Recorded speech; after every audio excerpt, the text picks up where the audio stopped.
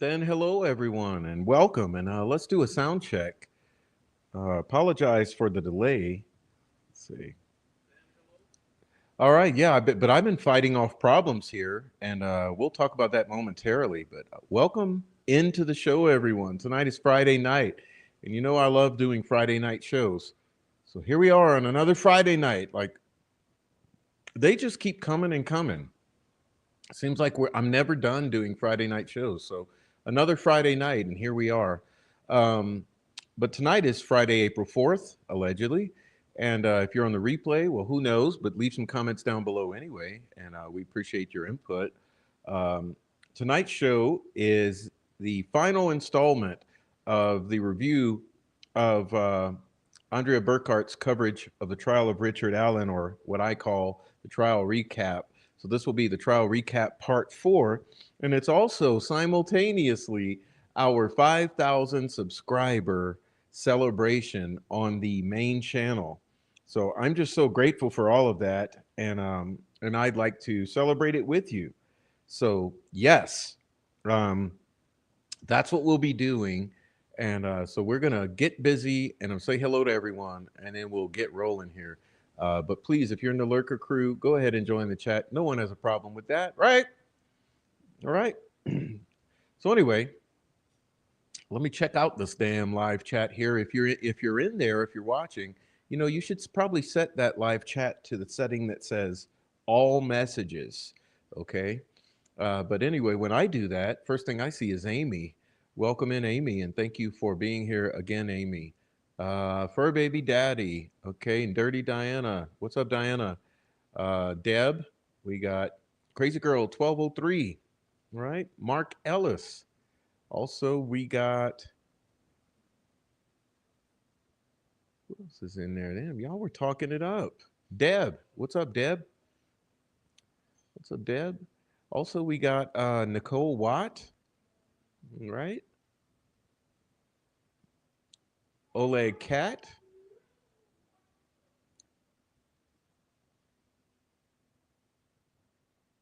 Say what? I'm gonna slow because you guys were chatting it up early on. We got for baby daddy Bonnie, mm,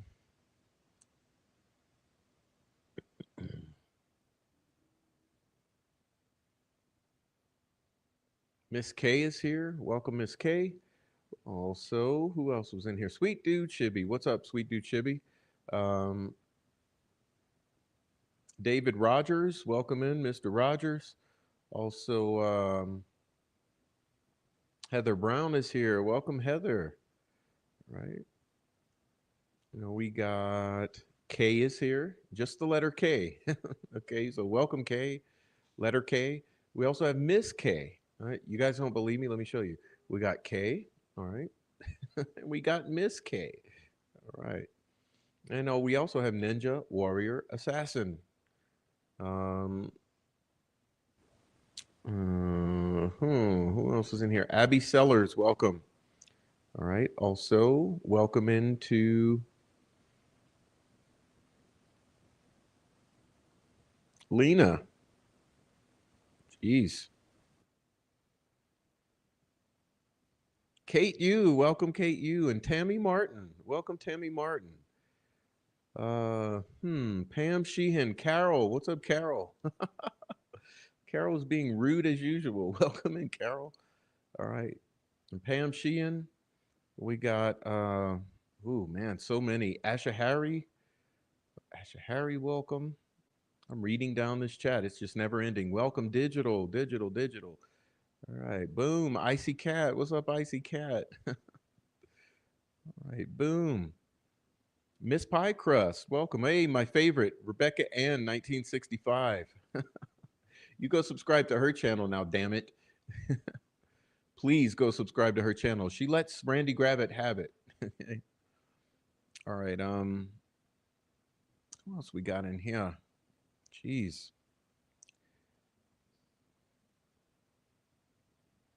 Whoa, whoa, whoa. Tammy Martin was stranded on the desert island over on the Little Channel. Hey, maybe we'll get that Little Channel up in subscribers too one day. What's up, Tiffany Renee Rocks? Welcome, Tiffany. Hmm. Who else is up in here? Dan Jones. What's up, Dan Jones? All right, Five Green Acres. Welcome in, Five Green Acres. All right, Prof is here. Prof is here. Okay. Also, we got No Name. I don't know who this is, but he is a scandalous individual, a local. We got a local, No Name in the house. Welcome, No Name. Okay, who else we got up in here? We got hmm, Trial Junkie. Welcome in, Trial Junkie. God bless you. Welcome in. Should I keep the crowd warm with bad jokes? Well, that's your specialty, isn't it? Okay, let's see.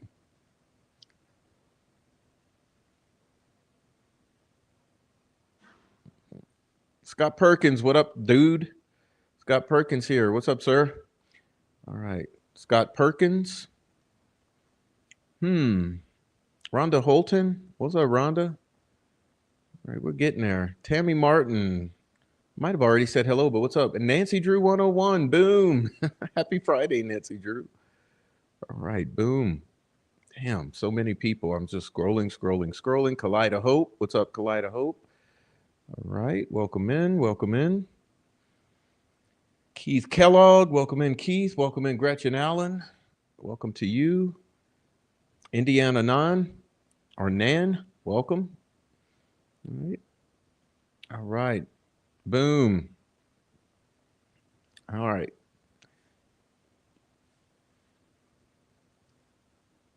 Brenda Mays. Brenda Mays. What's up, Brenda Mays? Debbie Packer. Debbie Packer. What's up, Debbie Packer? Okay. Steve Johnson. What's up, Steve Johnson? All right. Ring the bell or hit the bell. Hit the bell. Hit the like, the notification for the 5K. What's up, y'all? What's up? Tammy says, woo, woo. Jake Brooks, $50 super chat. Thank you, Jake Brooks, for the congrats on the 5K. Hey, Jake Brooks, it's because of you and people like you. And thanks for the awesome emails, Jake. Jake Brooks, a true supporter. Digital, what's up, Digital? All right. Texas Suzer, welcome. My chat is amazing. Welcome in, and I'm glad to see you here. Welcome in. Hope to get to know you. Jake Brooks. Ashley Lauren, welcome in. Ashley Lauren, I didn't want to get that wrong. Welcome. All right. Also, me. Nice dog, me. Look at that beautiful dog. All right, y'all, what's up? Still going, still going. OG Jojo, what's up, OG Jojo? What does that say? Cooter Land? All right. Mark Ellis with the super chat. The $200 super chat, Mark, thank you. Well, that's a $200 holler for the 5,000 subscriber special. Dudes, let me say this. First of all, thank you so much, Mark. And let me check something here. I'm trying to handle 5 things at once. Let's see.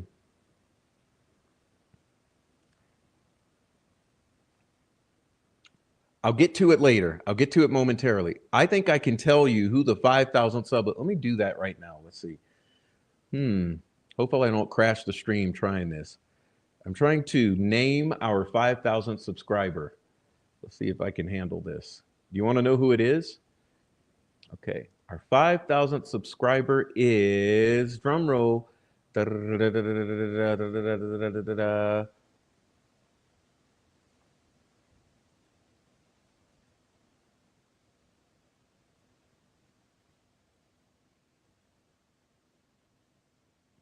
I'm not sure if this is correct, but it looks like Samantha Springman.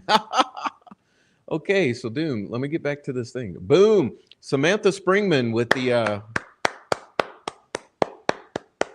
5,000 subscribers. Samantha Springman. Samantha, we're so glad to have you here as a subscriber, and thank you for joining the channel. I really do appreciate you coming in, Samantha, and subscribing. And hey, I know you from around these YouTube streets anyway, so you're no stranger.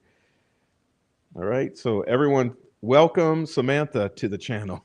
Samantha Springman, y'all. And Mark Ellis, thank you so much for the super chat and the congratulations. I truly appreciate that. Let's see. All right. What am I missing? I don't have all day says, yo, what's up? I don't have all day. Oh, sorry. I have to sneeze just a moment.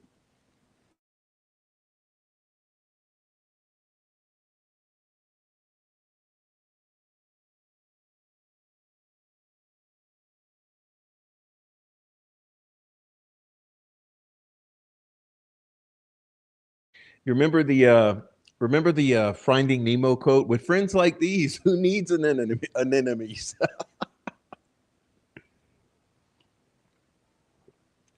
All right, I'm trying to get this out, and thank you for the.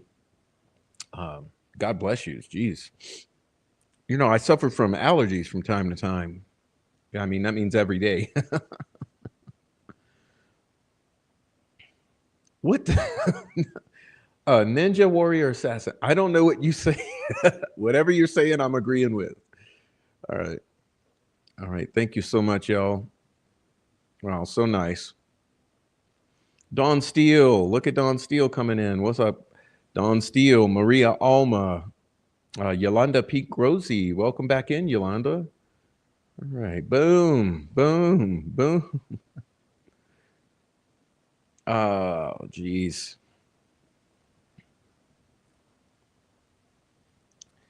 I don't know who else is sneaking in here. TJ Bits, what's up, TJ Bits? All right.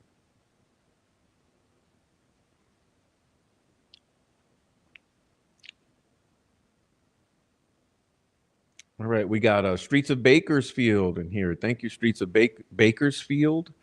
Um, Curious Chickpea. We got four pit bulls across America. Who has made it to his destination? Another everyone in the chat, please give props to Mr. Four Pit Bulls Across America. Good dude, if I do say so myself, and a true warrior for Abby and Libby. And we'll be talking to him soon anyway. But I'm glad he's made it safe in his travels. He's been traveling. All right, boom. See who else we got in here before I move on. Oh, who's here? Daddy 11. Welcome. Heavy Metal Rehab. What's up, beautiful? Hello to you. All right. What else we got in here? Only 59 thumbs up, says Keith Kellogg. Well, that's okay. They'll come. I don't hound people for thumbs up, like super chats, or nothing like that, but I do appreciate them all. Let's see. Cooterland, is that near Snapper? Oh my God. You guys got to shut the hell up. Near Busch Gardens. Yeah. Okay. All right. Boom. You guys are awesome. Drum roll. I got you. I got you, Samantha Springman. Yeah. I figured it out. Welcome in, Indiana Hannah.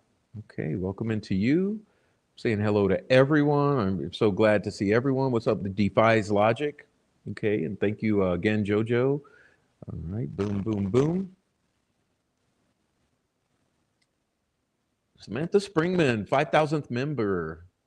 I don't think she's chatting. Maybe she just subscribed and got the hell out of here. But I know Samantha is a wonderful member of the community who goes around these YouTube streets speaking her mind. So yay. Heavy Metal Rehab. J.R. Nana Boomer. Sending love and light to all great mod super chatters. Awesome to Prof. Today is a day. Today is National Find a Rainbow Day, World Party Day, and National Chocolate Mousse Day.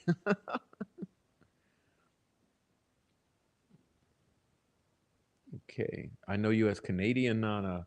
And we got 26 dead zombies, dude. Spicy Cappy. All right. Boom. You guys are awesome. Hey, and I'm celebrating too. Look, I got my chocolate here. So I got the chocolate. So I'm ready. I'm ready to go. All right. So boom. Let's see. Who else we got up in here? Possum Friend. What's up, Possum Friend? Hello, everyone. Miss you guys. I've been watching replays, taking care of family. Thanks for being here.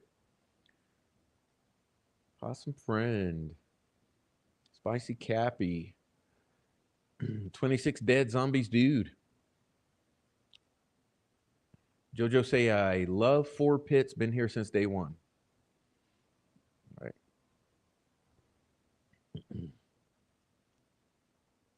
Bad storms and tornadoes. What's up, Plain Iron? What's up, Plain Iron? Okay. Jade. What's up, Jade? Long time no see. Where you been?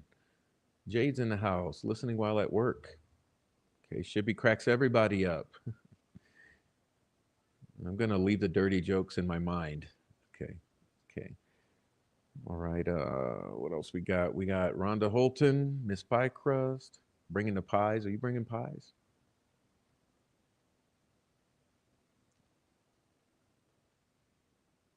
Jennifer Hoff. What's up, Jennifer? What's up, Deb? Jennifer.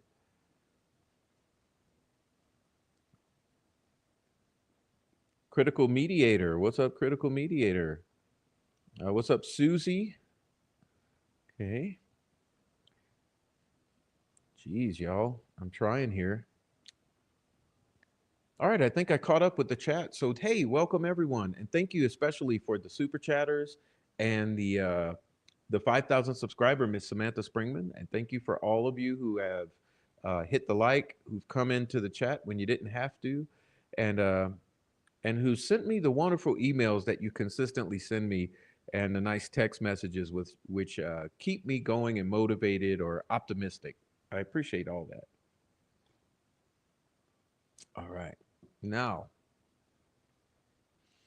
So tonight we will be getting into Burkhart's trial coverage, and like I said, we're finishing up, and I promise you we will finish up because I've already reviewed the remaining material, and so it'll be a easy go through that tonight. We'll handle it, and we'll be done with our review of the trial of Richard Allen. Which, hey, let's all just admit we all know it was a circus.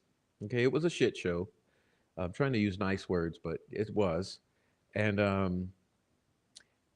and the corruption, the bias, the incompetency, and all of the above was on full display for the people. And even since then, the combativeness from the prosecutor, law enforcement, and the judge has been on continual display. And also the gaslighting from the family, who refuses to even admit uh, that they even had any one piece of evidence that was convincing on Richard Allen. Um, it's a complete dumpster fire, like Heavy Metal Rehab says. You've never seen anything like it. And since then, okay, there's been nothing but disaster after disaster. There have been a whole bunch of damage control that has been rolled out. It's basically, like Miss K says, it's a complete clusterfuck. And there you go. It's Delphi, right? And I want to know this: why are all the people who know better hiding in the shadows and not here on their soapboxes speaking truth to power? Why is that? Can someone tell me that? No, no one can tell me that. Okay, it's something else. It's something else. I tell you that. It's really something to see, and and it gets deeper. Okay, it does get deeper. Just a minute, I have to sneeze again. Woo.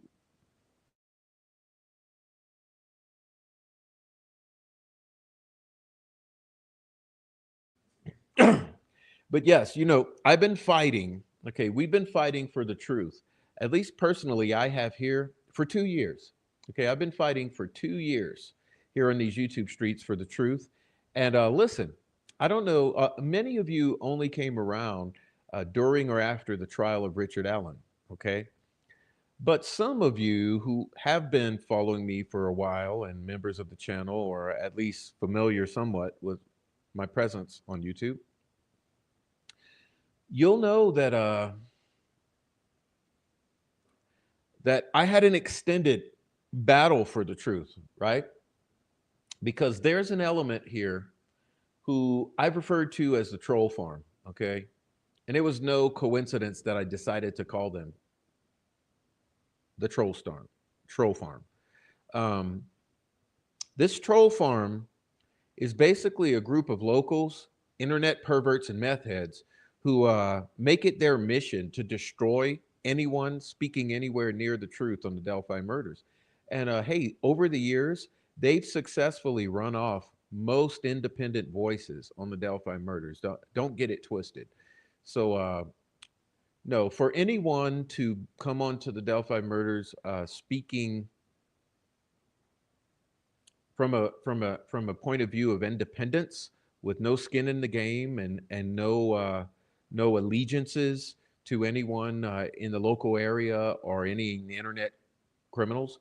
um, it's very difficult because when you come in independent and you get over the target, guaranteed, okay, they will run you off. And honestly, the fact is that most have been run off. If you just think back to the really good creators who told you the truth about the Delphi murders, uh, or at least tried to deep dive into these Delphi murders, you'll notice a pattern here that none of them are around. Okay, none of them are around. Very few made it through the rain. Remember the Barry Manilow? Right? Made it through the rain.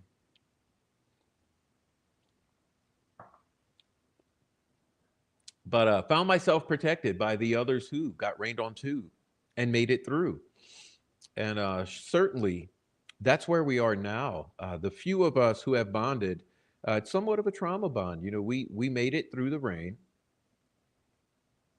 We realize we're all on the same side of the storm, and we realize that we have to protect each other, and it's very interesting. Okay, it's very interesting. Now,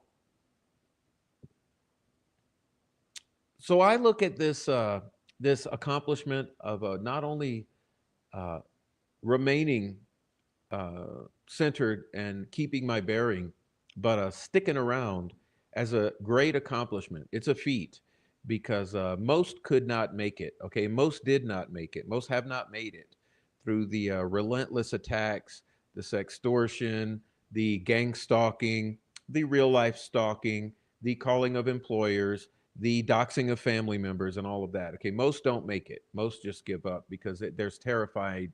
People become terrified, and so there's that.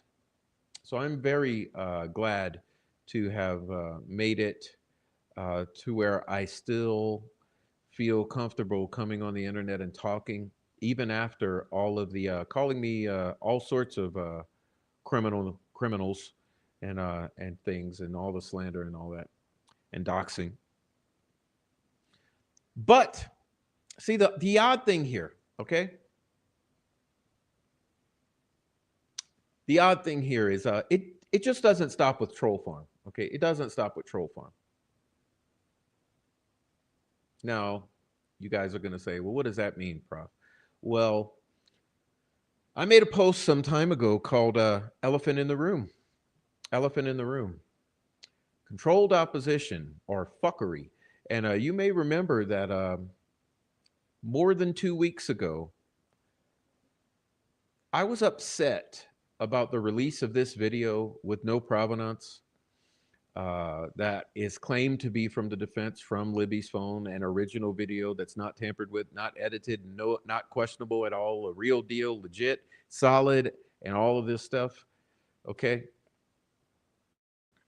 You may remember that a little more than 2 weeks ago, I came in and I said what I had to say about that, and of course there was the expected backlash, right? But that was more than then, and that, hey, let's be honest here. The expected backlash goes like this: not okay with women existing on the internet, misogynist, woman hater, incel, liar, bully. Okay, that sort of stuff. And then comes the striking the channel. Then comes the slander on Twitter. And so more than 2 weeks ago,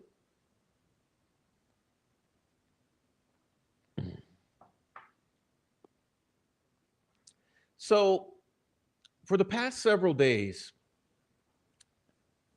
there's been a problem. Okay, and the problem is that my phone has been going off about 50 times a day.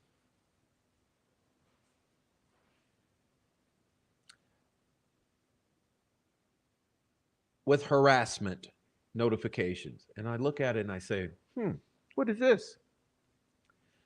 Michael Osbrook, who everyone should love, right? A an alleged attorney who allegedly has worked on the behalf of defense of Richard Allen. The prof this, okay? The prof that, the prof this, the prof that, the prof this, the prof that, the prof this, over and over and over. Well, hey, man, look, if you're upset about those unraveling girls and the release of the video that I talked about 2 weeks ago, uh, why is it that just hours ago you're still whining about the prof? Well, it's curious because, see, there's a pattern here. And this is how the pattern goes. All right.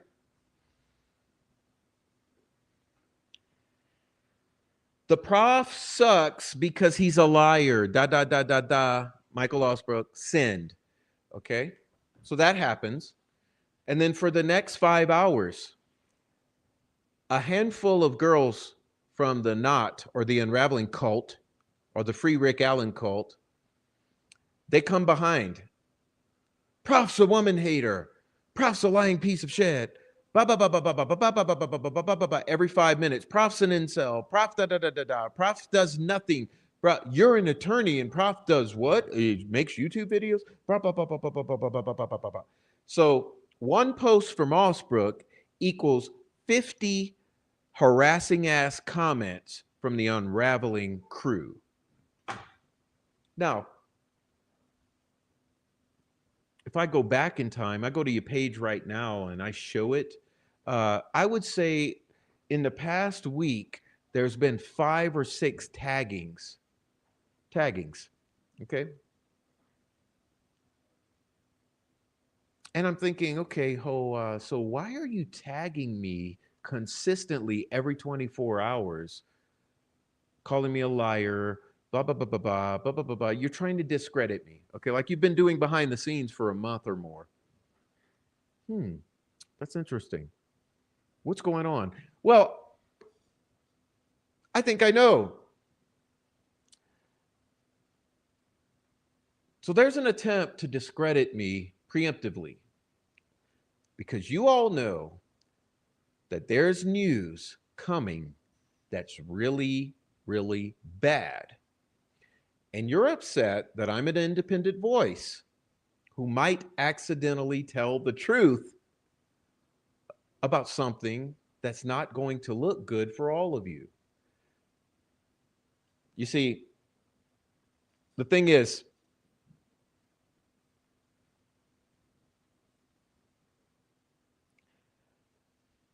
when I came and I said that there were a group of people behind releasing this video, and I named some of them, not all of them, that some were lawyers, some were YouTubers, and I told you who did it and how it happened. I did it in a mean way, but hey, here's the point. I was right, and I told the truth. And the funny thing is, the response to that was insane. And you still haven't come and told the truth about it. And I haven't yet said another word about it. So why are you harassing me? And honestly, if you're complaining about not being able to come in the live chat, yes, it's because I blocked you. Because I felt disrespected by your attempts to discredit me, discredit Christine and Erica, the investigators, and discredit other friends of mine because you don't like the fact that I don't shill for your narrow theory of the crime, which basically means I don't lay the pavement, uh, I don't pave the road for the motion to correct error as the only truth on this case. Because, see, there's much more to this case. And the things that I'm shining the light on could perhaps benefit a future retrial if an appeal is granted. But you're so short sighted, you don't value me for my actual contributions and the actual thousands of hours that I've sat here and done this work for your alleged person you're trying to benefit.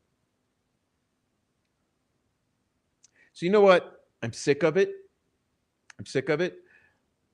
All of you, you had the opportunity to leave me alone. If you didn't like the fact that I said the truth, that you all released that video, you should have just ignored it and maybe even admitted it. But you couldn't do that. Of course not, because everything you do is in the shadows. See, you people, you operate in the shadows. You're puppet masters. You pull strings behind the scenes. You try to manipulate on social media and you try to pull strings behind the scenes. And I know how you work because I talk to everybody.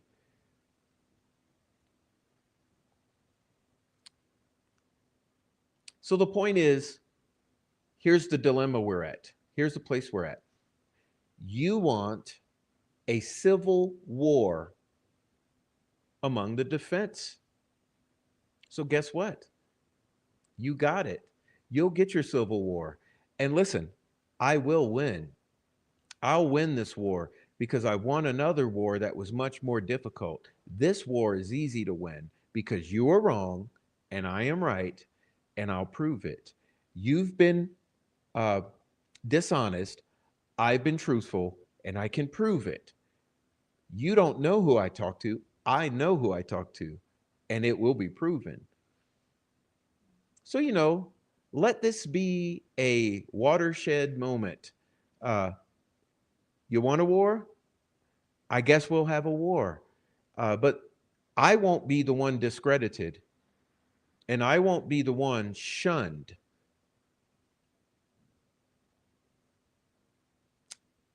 So, I just wanted to say that because instead of peace in the 2 hours prior to me coming onto this stream, which I wanted, instead, I got harassing tags on Twitter because Michael Losbrook and the Little Mean Girl Club could not handle the fact that I exist.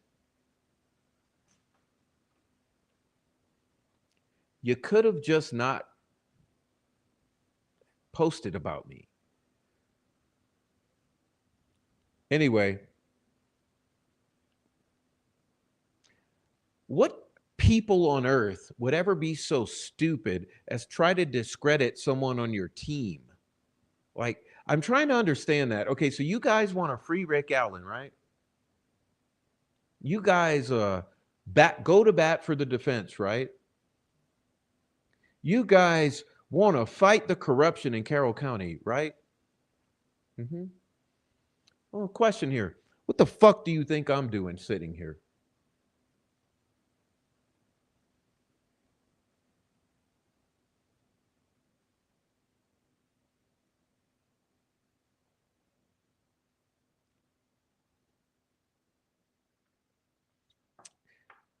You see, let's be honest. You want to be the ones who are solely in control of the narrative about the defense of Richard Allen. You want a very limited conversation. The way I know it, you've told too many people who've ran back and told me. Okay, so you don't want me to send people down rabbit holes and all this shit and alternative theories and make them think about what the community has confessed to for ages and talk about what else is in discovery that you don't even know about because you don't have discovery.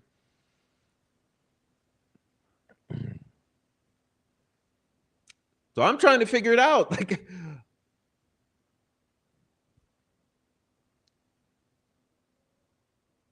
why force people to have to see things your way and say things your way and go along with your leadership when I don't look at you as a leader? Listen, I've said before, there's parts of you as a group who have certain strengths and weaknesses. And so I appreciate the strengths. Those of you who are good writers of legal documents, I appreciate those strengths. Those of you who are pretty faces, I appreciate those strengths. Those of you who are good sleuthers, I appreciate those strengths. Those of you who are justice warriors and activists, I appreciate those strengths. But what I don't appreciate is the attempts to control the entire narrative around Richard Allen or around the defense of Richard Allen or around the opposition to the clear injustices committed by the state of Indiana. So, look, I find it odd that I posted the uh, the thumbnail for this live like a couple hours early, which is unusual for me. And just as soon as I posted that thumbnail for this live, you go on Twitter, which you're tagging and shit talking. Interesting. You're trying to rain on my parade. You're trying to discredit me, rain on my parade, throw me under the bus, prove that I'm a liar, I'm untrustworthy, I'm spreading falsehoods. That's something else, man. That's really something else. Like, look, the thing is, faggot, I gave you everything you asked for when you begged for it and you knew nothing about the case. I connected you with people who you want to be connected with when you knew nothing about the case. I have consistently sat my ass here and gone through every single filing with zero thanks from any of you. By the way, have any of you ever come and asked me to be on your streams? Have any of you ever promoted my shows? Have any of you ever tried to give me accolades? No, no, no, no, no. And that's okay. I didn't need it. I didn't expect it. But let's call a spade because what's real is real and what's fake is fake and what's true is true and what's false is false. So what you're actually causing is a revealing of the true nature of everyone's intentions tied into this. So, hey, no matter what you do or say or think, I'm going to come back here every week repeatedly and do what I do and say what I say. And the things that you say or post are not going to affect that in the least. As a matter of fact, I found it interesting because I said it. When I came on and I said very mean things about you to make a point that you all leaked that video very irresponsibly with zero credibility, no transparency, and no accountability, I expected to lose 300 subscribers immediately because I figured surely there's at least 300 of uh, of your followers who would be upset that I would expose the truth. And you know what happened instead? I gained 300 subscribers because I told the truth about it. And everyone figured that out. And it's odd that even 2 weeks later now, you're still bitching about me being deceptive or dishonest or untrustworthy and mean and misogynistic. But what you haven't done yet is come to the people and actually told them that you were behind it all.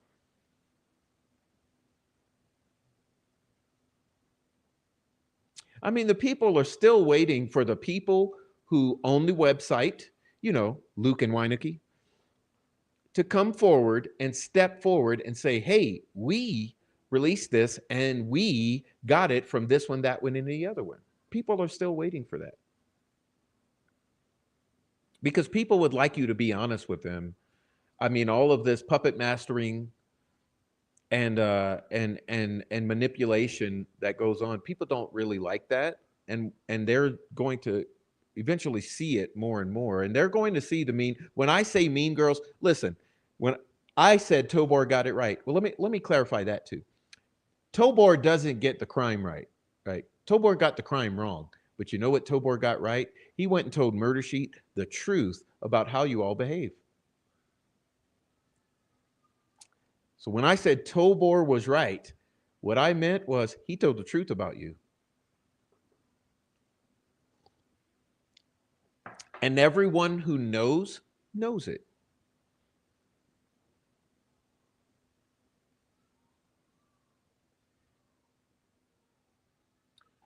So I don't know why you can't appreciate the strengths of others. Like you could have used me as a I don't know, an arrow in your quiver or a voice of substantiating your position as defense advocates.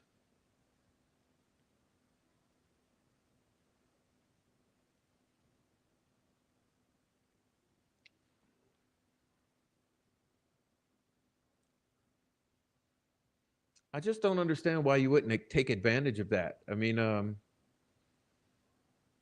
It's odd. It's really odd to me because do you really think you're going to make it on your own? I mean, I think it should be pretty clear to you now that you're not.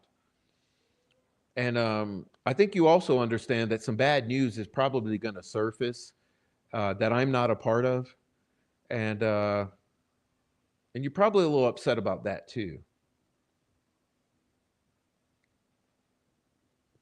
So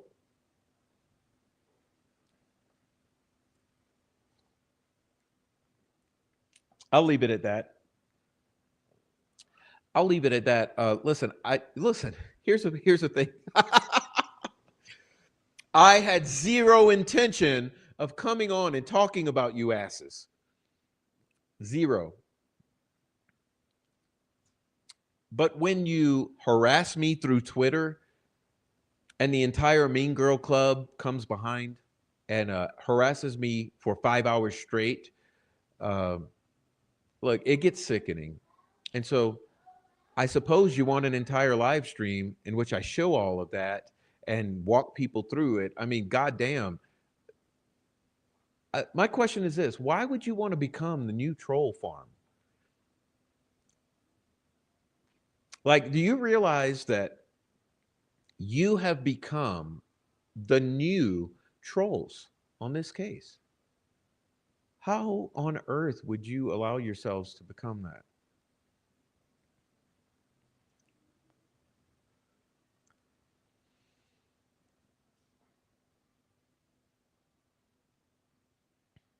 You see, the thing is this: everyone will realize I'm not lying to them.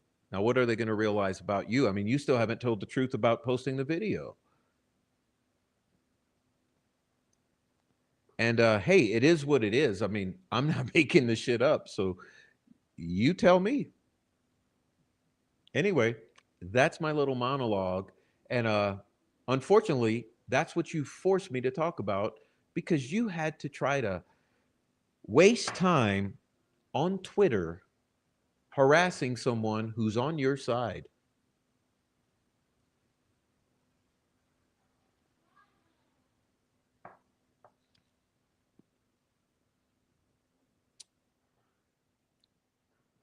Anyway, I hope everyone was able to manage wading through all that. I didn't want you to have to hear all that. But unfortunately, I'm dealing with irrational people. So, with irrational people, you have to explain things in a way that is absolutely clear. And let me take another moment. Luis Cuevas, this goes right to you, sweetheart. You don't think that people see that you are in the troll channel having a huge party and celebration while that channel is beating up on good people?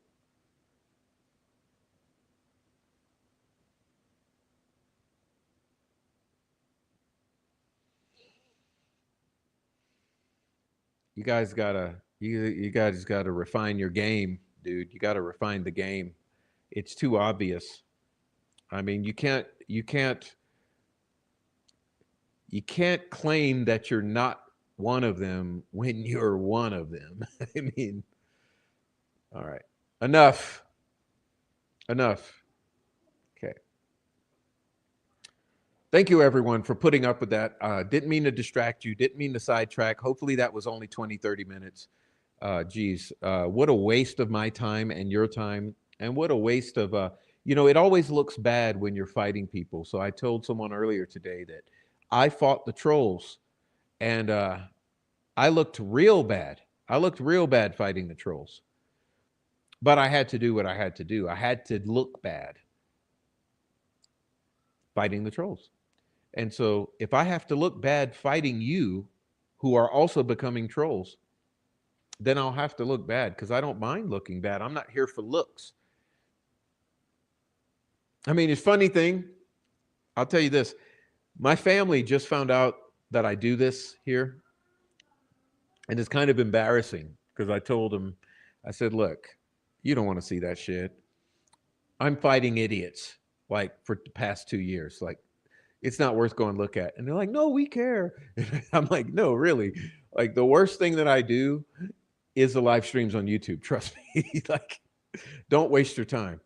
And no, it's embarrassing. It's literally embarrassing because it's like, why would I want my family to come and watch me have to fight idiots all day?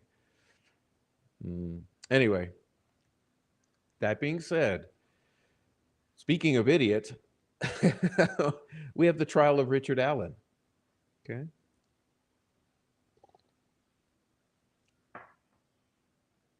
Oh, so, remember years ago the trolls tricked me to think Prof was bad? Hey, that's their specialty. That's their specialty. You know what they'll do? They'll literally dox and harass others and say, it's the prof doing it. It's the prof doing it. It's the prof sending you those terrorizing text messages and emails. They'll do it. The prof doxes everybody. So let's continue. Let's see. We'll get into this because this is important. This is actually important. Like, this is our mission. This is the title of tonight's show. A review of Burkhart's coverage of the trial, final installment, part 4. Trial recap. So where we're picking up here is where Silky and I left off yesterday. And if you haven't seen that, please watch it at a future point. It'll be interesting.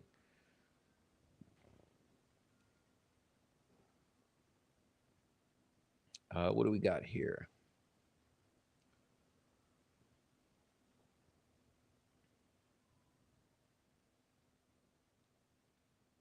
All right, here's where I want to start. It's the 4th bullet point down. This is where we're starting. It's called Libby cell phone. Okay, this is a huge point of contention. And by the way, I don't know if it was Libby's. I think it was the phone that Libby was in possession of, which is why I constantly try to remind myself to say that. Um, but as far as this phone that Libby was in possession of the day that they say this all happened. Um, this begins with Sergeant Cecil outlining the Apple Health data at page 8 of his report. Okay, and that Oberg agreed with that information. Asked if the phone can move without being recorded in Apple Health, she said if moving in a vehicle, the program can note the difference between that and walking. Also, an iPhone 6S would not log steps or movement if it was powered off. Now, interesting that when the phone was found, it was powered off. And a good point that Noe sent me after the show last night, Noe said, Prof, you need to remember this. When you were talking about this hypothetical theory of the crime, remember that allegedly they want you to believe that not only did Richard Allen do all of this to these girls, but then he took the phone that recorded him and stuck under Abby's dead body after cleaning it off so that let me sorry. Let me let me read the way he actually said. He said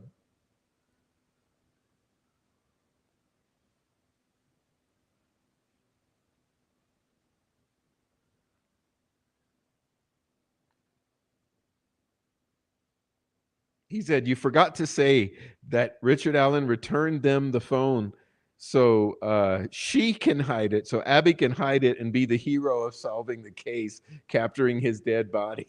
I mean, capturing him under her dead body. So Richard Allen, after killing them, returns them the phone after wiping it off and says, Abby, can you please hide this under your body so that you can be the hero of the case, and both of you. Anyway, no, it's an absolute, like, every part of this is an absolute train wreck. But let's continue. Sorry. Phone was powered off. Getting the most data off of phones is ongoing with different phone states. I don't know what that even means, but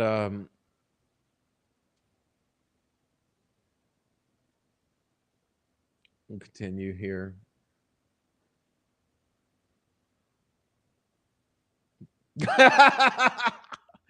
Thank you, Sandra. With that, hey, that's the thing. Like I said, I'm willing to make myself look bad in sheer attempts at honesty. Okay, look, listen, I've said it so many times. I've accomplished a lot that I set out to accomplish in life. So honestly, I give zero shits. I told Adrian that today. I give zero shits about losing my channel. Look, I've said so many times, I'm happy with other things I've done in life, am and doing. This is not the end all be all of the prof. Like the prof is uh,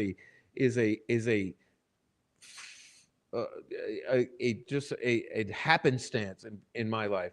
I've done a lot of things that I'm actually proud of, and I've still am accomplishing things that I'm actually proud of. But I'm not going to tell you so that the trolls can stalk, dox, and harass and throw wrenches in the things that I am doing. The other things I'm doing, I don't talk about because it's not for you to know. I don't care if you know, and YouTube does nothing for me.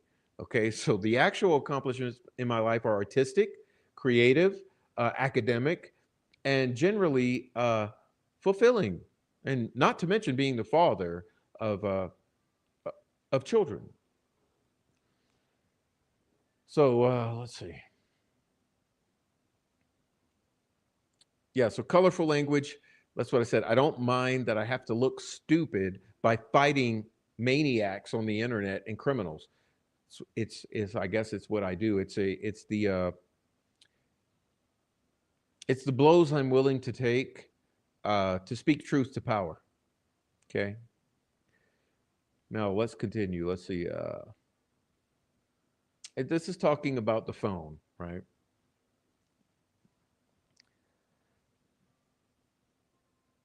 McClellan didn't want any questions about the cell tower, about the phone, any of the phone stuff. They have a huge problem with the phone stuff, which is why they lied about the accuracy. Remember, McClellan lied about the accuracy of the phone data. He used the worst resolution in the data. I did this show called Three Phones. And in terms of that show, Three Phones, it's one of my most important shows.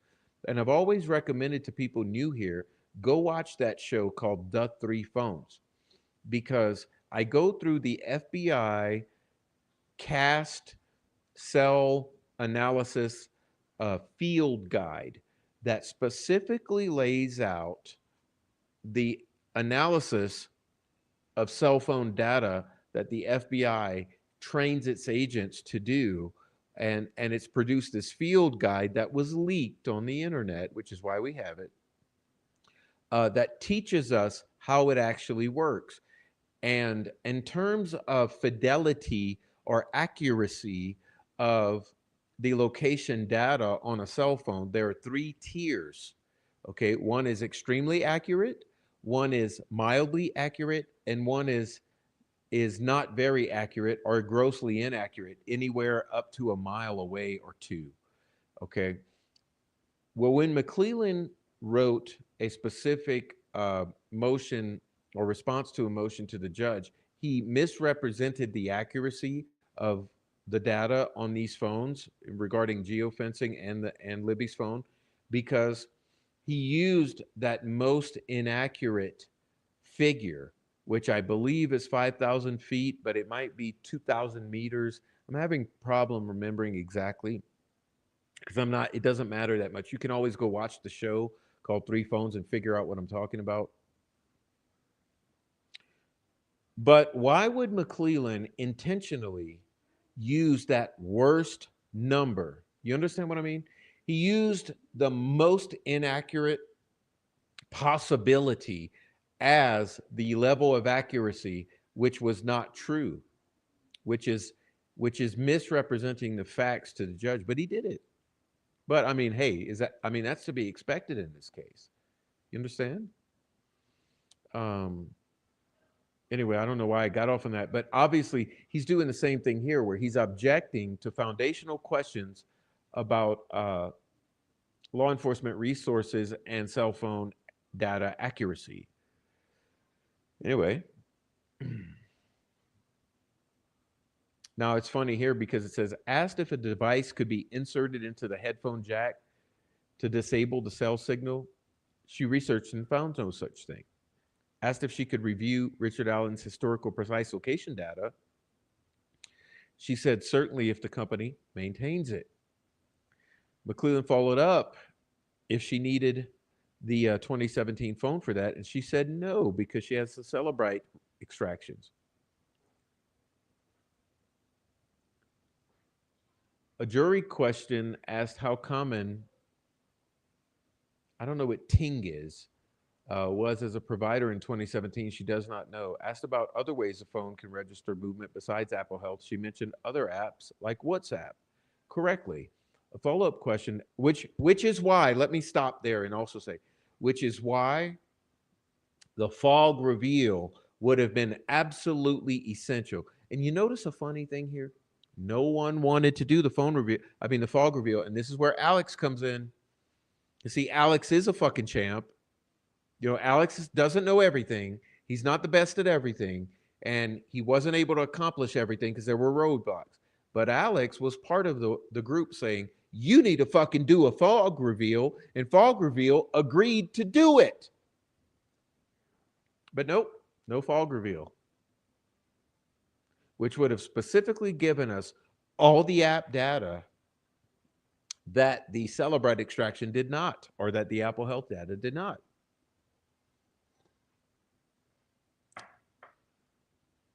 And you can go back on my channel and find a video about fog reveal before anyone knew this. But of course, I don't know anything, and I'm just a problem for the defense. Let's see, let's continue. So obviously, not only was Find My iPhone activated on Libby's phone, but the Apple Health data was registering, okay, which both were essential. And there's been problems with this whole thing over the years because of those, because it was stated that the Find My iPhone was not activated. So you got to ask yourself those questions. Why so many inaccuracies, or dare I say, because you know the knot has a rule. You cannot talk about the family, just like Delphi Docs has a rule. You cannot question or imply or question whatsoever the family. You noticing a pattern here?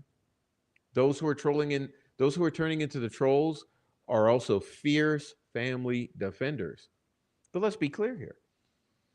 There was this talk about Find My iPhone. Why the contradictions? Because now we find out, oh, Find My iPhone was indeed active. Well, odd. Why couldn't you find those girls then? Continue. Mr. McClelland questioned Sergeant Cecil about his research into whether water or dirt in the headphone jack could cause the phone to log a headphone in the Knowledge C database, which is the most accurate database. And he said he Googled the answer. That's right. That's right. You had an expert from the FBI, which is Stacey Eldridge. See, they always want to say, oh, no, she's no expert. Listen, go look at her resume. Okay. Yes, she's from FBI. Stacey Eldridge says, absolutely, there's no doubt the headphone jack was activated and then it was unplugged. The data registers physical headphone jack plugged in, headphone jack unplugged hours later.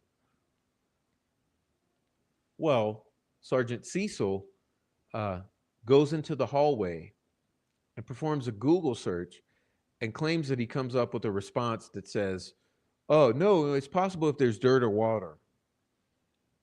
And you know what's funny? You know what's funny about that shit? Troll farm.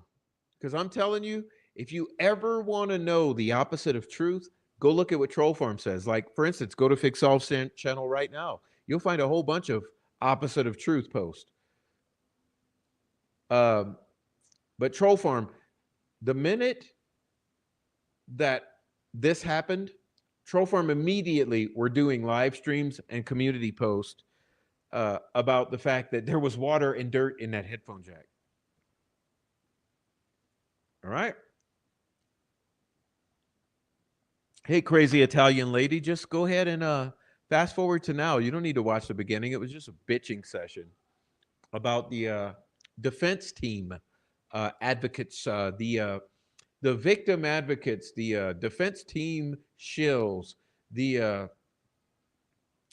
the prof and independent investigator and private investigator discreditors. Okay, let's continue. Let's see where we're going. Ms. Oberg asked him which sites, and he mentioned troubleshooting sites from Apple and Walla. And Walla? But didn't research this at the time or look into it. Ms. Oberg got heated, questioning Sergeant Cecil's researching methods. This is all confused because of AI, but the environment where the phone was found, leaves and soil, okay, would be humid, yes, and not conducive to drying out, yes, especially if it's under a dead body, yes, potentially affecting the headphone jack. Well, potentially, not certainly. Um, the defense correctly argued the state needed more than a maybe from a Google search on this compelling piece of information. Yes, I mean, that would be obvious, wouldn't it? Um, Sergeant Cecil had it in his report. So his lack of preparation. Yes, so in other words, what this means is Sergeant Cecil had all the same data in this Celebrite extraction that Miss Eldridge had. So it's odd that he would have been unprepared for that and that he would have had to rely on a willy-nilly Google search to give him a willy-nilly inaccurate answer that he used to try to brainwash the jury. Because remember, he's a law enforcement officer sitting there in a tie or a uniform with the full backing of the state of Indiana behind him, relaying his opinion on this, just like Brian Harshman was in relaying his opinion on The Voice and on the confessions and on all of this stuff. You see how this works? When you have the full backing of the state behind you, your words carry weight compared to some defense expert. That's why there should be that much more onus on the state witnesses to be absolutely correct, certain, and impeachable. But why is it never such the case with these people? They're allowed to just have free reign and willy-nilly in court, and people's lives are on the line. But of course, hey, I'm not a victim advocate.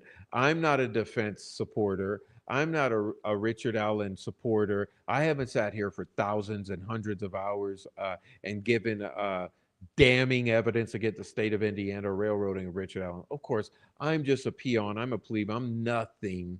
Okay. And I need to be discredited by the likes of attorneys who are looking for screen time on court TV and dollar signs from David Hennessy's receipts. You understand what I'm saying? Anyway, let's move on, please. As far as the phone being found in leaves and soil, yes, which is exactly the reason that Nicholas McClelland inappropriately and possibly illegally released this photo right here. Let me see if I can show you. Remember that?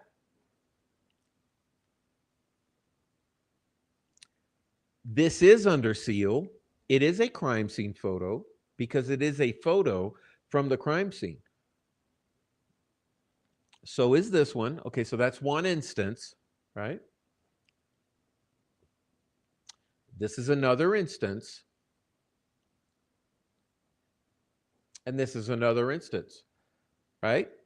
States Exhibit 9, 10, and 11, which McClelland, although under seal, released publicly as part of a filing and attempting to discredit Stacey Eldridge in order to convince the public that this phone was indeed wet at the time that it was found.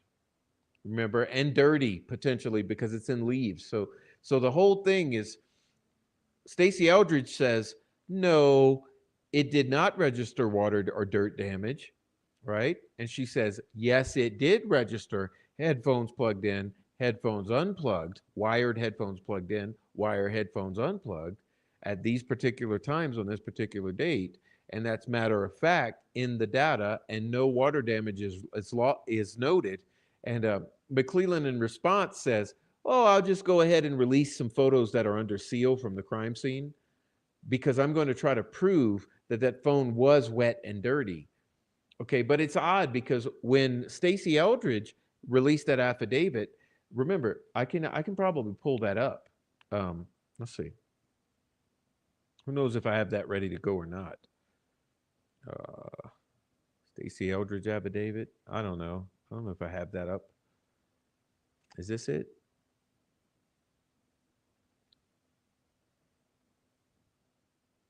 No, forget it. Stacey Eldridge said the phone was not wet or dirty in the photos that she saw. So she had certain photos to look at in which the phone was not wet or dirty. She also had the Celebrite extraction that did not log water damage and did log wired headphones in, wired headphones out. So what McClellan does, he releases this and says, no, she was wrong. Look, it's wet and dirty.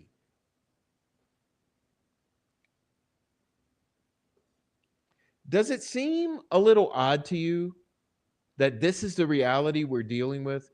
And still to this day, the judge has ensured that the public does not have one single exhibit from this trial, one single word of a transcript from this trial.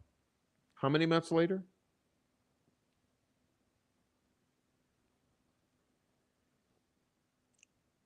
I mean, this is not nothing. Okay, this is not for nothing. Let me get situated so I can read again. You know what? These glasses are a little new, so I'm getting the slight headachy feeling because they're not quite identical. Although they're the same prescription, they're not identical to the ones I had before. So I'm kind of getting like the slight headache feeling. But all right, so um, where are we? The defense argued the state needed more than a maybe from a Google search on this compelling information. Um, Sergeant Cecil had it, but no preparation for addressing the wired headphones in, wired headphones out. Oberg called Brian Bunner. Oberg? Maybe someone else called Brian Bunner, who worked on Libby's phone. He does not know what audio output means in the log and did not think this through before recess. This is all a joke. Miss Eldridge said the dirt or moisture in the headphone jack would not cause it to log a headphone in the database. So do you understand that? You guys who are way in the back, by that I mean the most mentally handicapped ones of you, probably Troll Farm and the not members.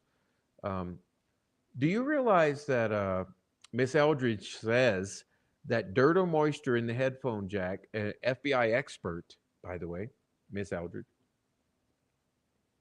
and go look at her resume, you'll see where else she worked, which was quite impressive. Uh, she says dirt or moisture in the headphone jack would not cause it to log headphones in or headphones out in the Celebrite or Knowledge C databases. So I think that's pretty important to keep in mind.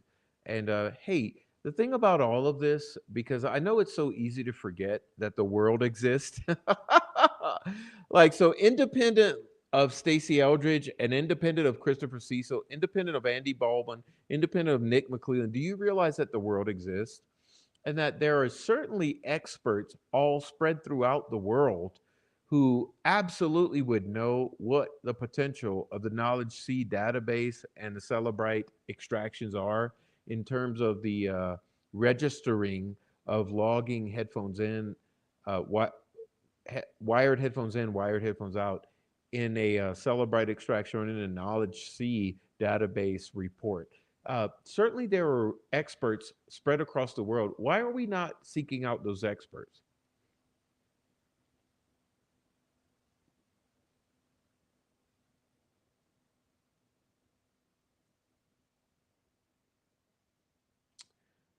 Continuing, the state has a habit of wanting the last word, even if repetitive. Well, that's called a narcissistic control tactic.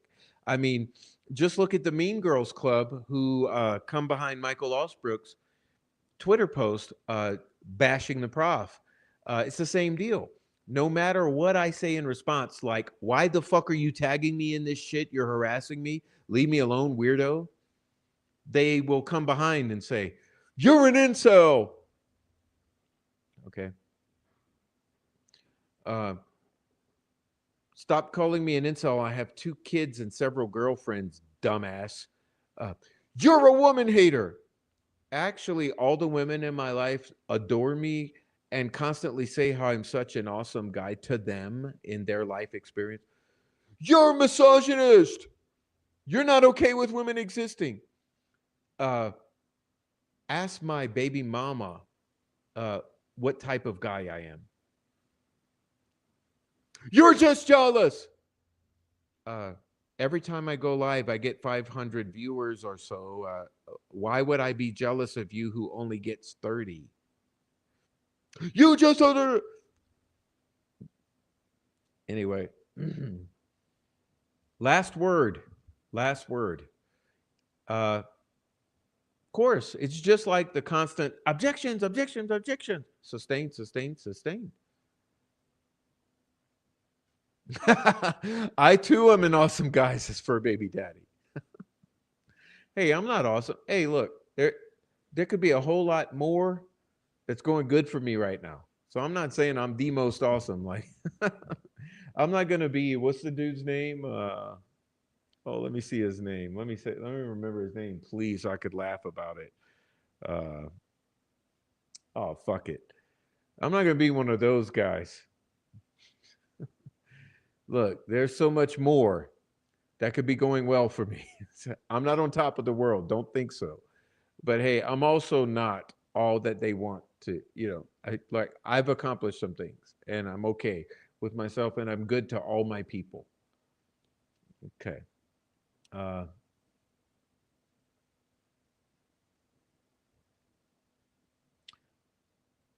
a defense attorney learns to cross-examine without being rude and letting the facts and evidence speak for themselves.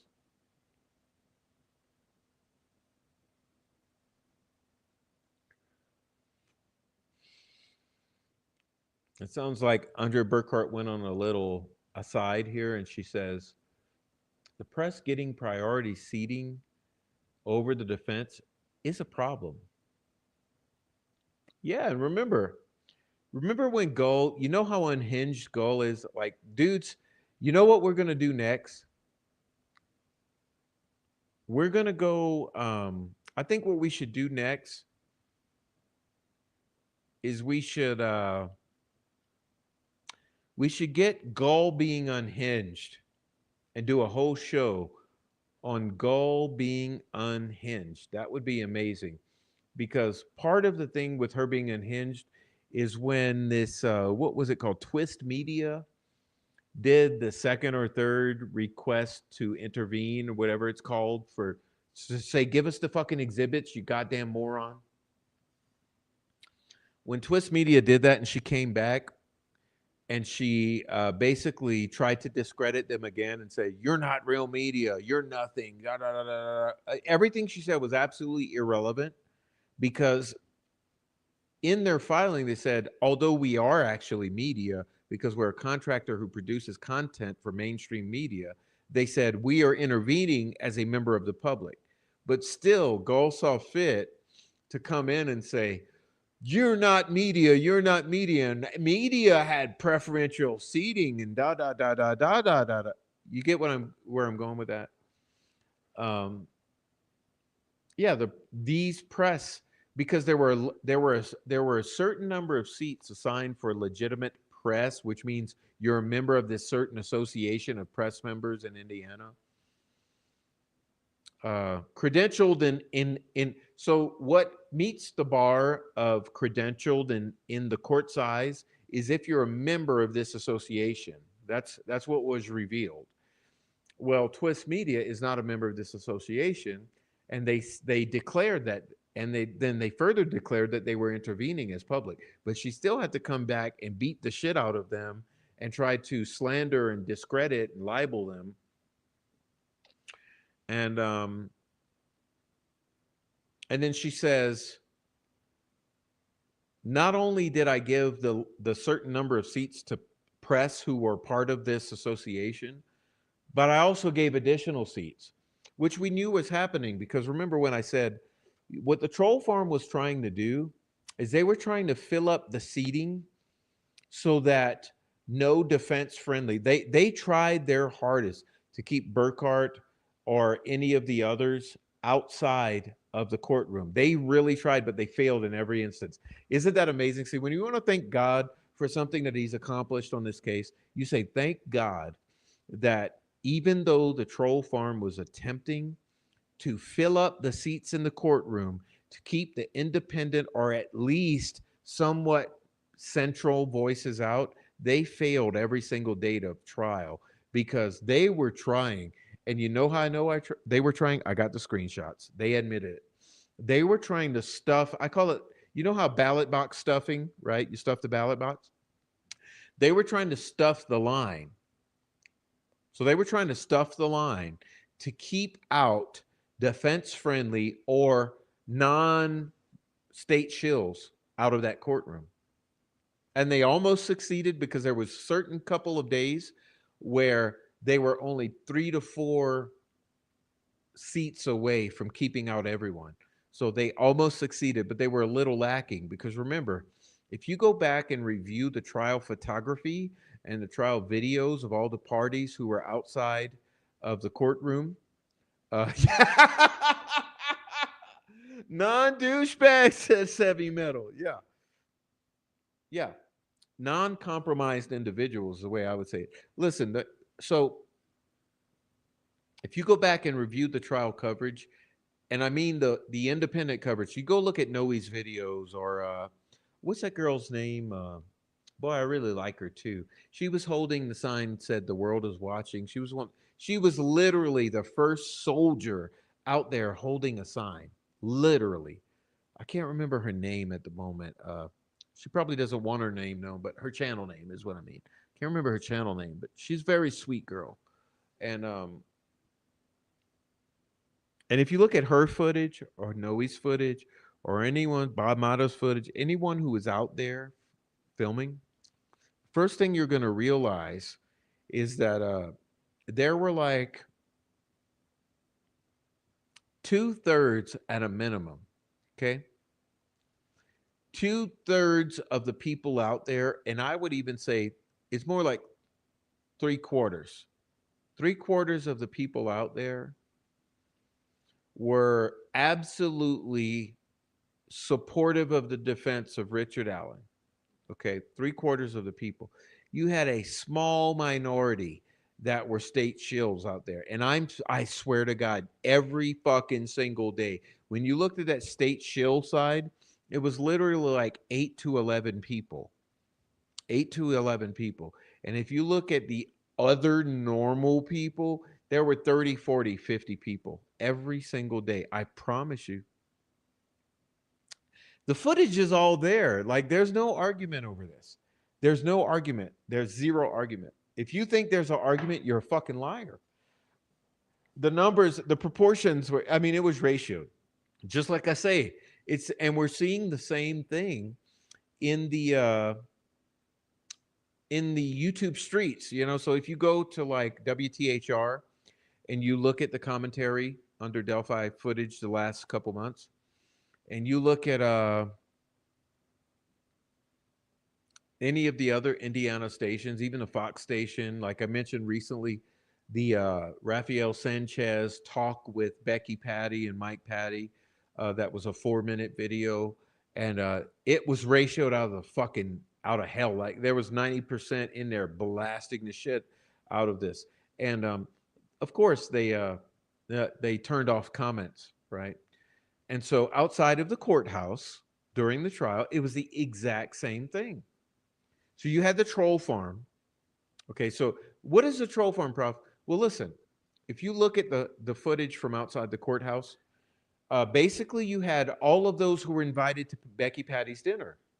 Okay, so Becky Patty gave a dinner to the troll farm. And you're talking about Kimberly Stravakis Withers. You're talking about Rescue All the Dogs, Jinx 13, the whole fucking crew, Frank Meister, Frank Shyster, Marv, who happens to be the wife of a fucking Harley Davidson factory manager. You know what I mean? It's like you got bikers, criminals, and meth heads, basically. Family supporters. They were all out there, all 9 or 10 of them. And then you had everyone else, like the citizens, you know, 3/4. And we're seeing the same thing in the YouTube commentary. Literally, minimum 75% think it's a cover up. You think that Richard Allen was done wrong and think the family is lying and the prosecutor is lying and law enforcement is lying and they're all covering something up. We're seeing the same thing, that it adds up, it computes. You get what I'm saying? It computes. It computes. But yeah, Becky, Becky. Andrea was saying the same thing here, that this is bullet point right here. Maybe it's number 6. The press getting priority seating is a problem. All right. So I guess I've said what I had to say. Yeah, and that cop's fired, isn't he? That cop's fired, isn't he? The police chief of Delphi. Now it's Steve Mullen, isn't it? Yeah, oddly enough. You see how they do this? It's a chess game. It's like my favorite George Carlin said, it's a big old club and you ain't in it.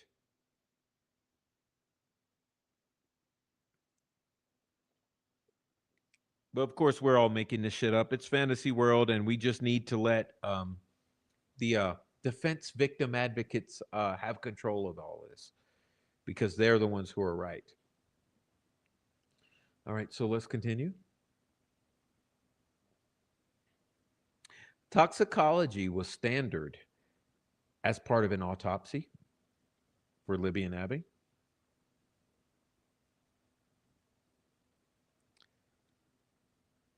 No results were heard. No one sees a problem with that. Question: who is pregnant? Why are there people alleging that each of these girls was pregnant?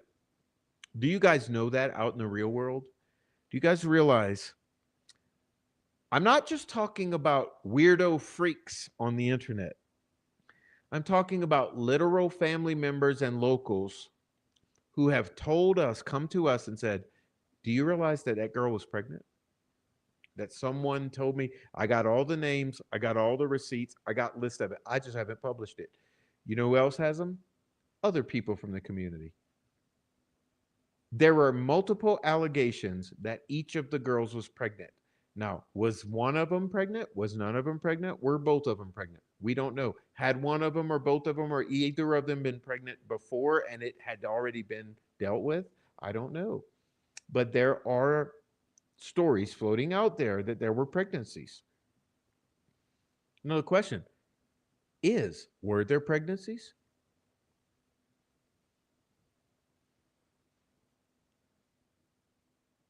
Were there drugs in the system? How else do you describe the fact that there's 0 defensive wounds? I said this last night with Silky. Someone please. See, listen, I got to call out someone.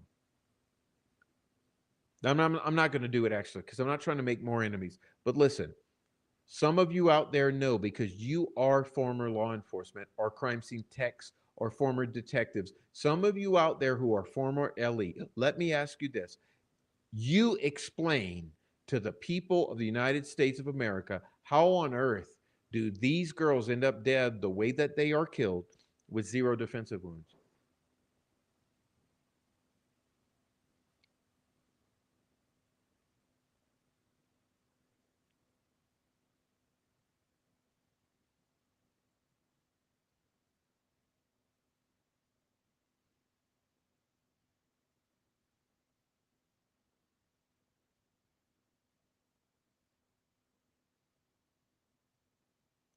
Listen, let me tell you this, okay? Because you motherfuckers think I'm joking.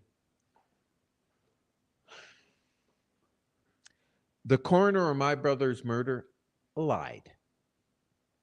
I've told someone this recently.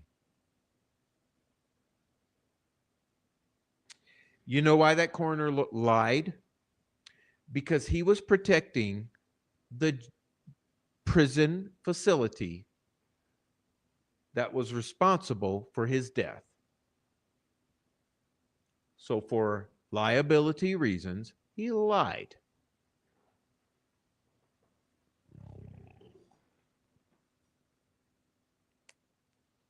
So, I get my brother's autopsy, which I am in possession of. And I read that autopsy. See, what that doctor didn't realize is I saw the body. My mother and father saw the body. We all saw the body. We also had someone come and confess at a bar room at a pool table. We know what happened to my brother. I know what happened to my brother because I saw the body. My father saw the body. Now, if I read that autopsy report, it doesn't tell the truth. Oh, well, hey. Question.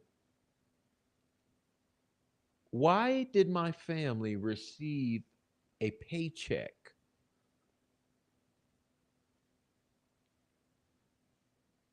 Hey, if nothing wrong happened, why would a prison settle?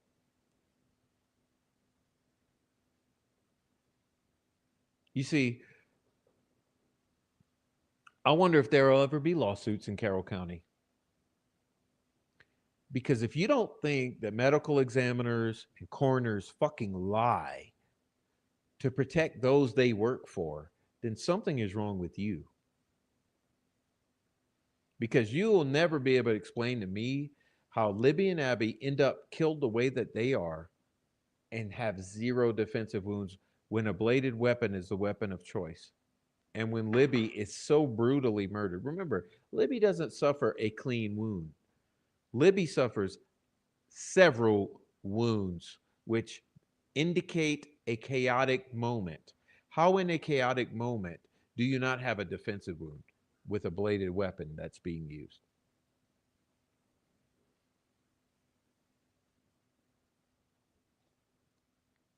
Listen, the coroner, the sheriff, the mayor,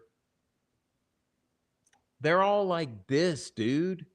Wake the fuck up. You more fucking morons, dude. Like all of you troll farm who try to convince people that everything's kosher here. Look, they all are like this. They work with each other. They're all part of the same club. They are co-workers. Look, the coroner is a co-worker of the sheriff, is a co-worker of the ambulance fucking the paramedics in the ambulance who are co-workers of the fucking jail, the COs. They're all fucking co-workers. Are they not?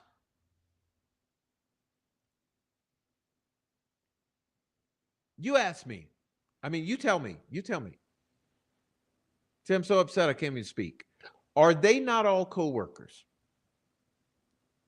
Cops, paramedics, correctional officers, coroners, medical examiners, mayors, prosecutors. You're telling me they're not all co-workers? You know they're all co-workers.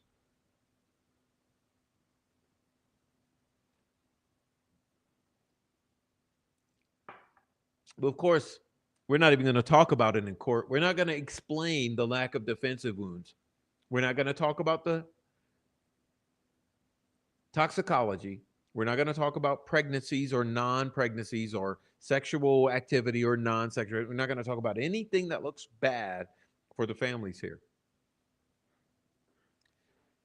All right, so moving on. See, it's hard to get through pages of this. I'm trying to get through it tonight. I'm sorry. I'm going to go faster. Okay. Mhm. Sorry if I yell into the mic. I don't want to be yelling. I apologize for the yelling. I get a little upset. Obviously, like I've had past experiences with this type of wrong and I feel personal about it. I take it personal. All right. Where are we? February 13th. Oh, oddly enough, is reportedly a significant date in Odinism.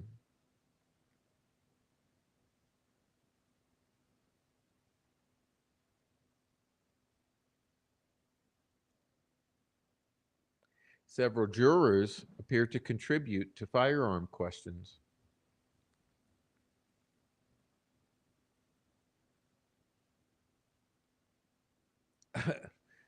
AI says there's a belief that chaos might be intentional. Yeah, that probably has to do with the disorganization of the discovery, which disorganized the attorneys, which disorganized the entire defense, which contributed to the disorganization of presenting the defense, which has disorganized the community. Because look, half this community that's trying to pull strings behind the scenes, they don't know shit about discovery. So why in the fuck are they trying to discredit the other half who might actually have their eyes on discovery? You tell me. Also, let's be real here. Look, I'm gonna fuck with you guys right now. There's non-disclosure agreements. Okay, they're non-disclosure agreements, NDAs. Those who have signed those NDAs are beholden to those NDAs, and it goes all the way around. But you know who never signed a piece of paper?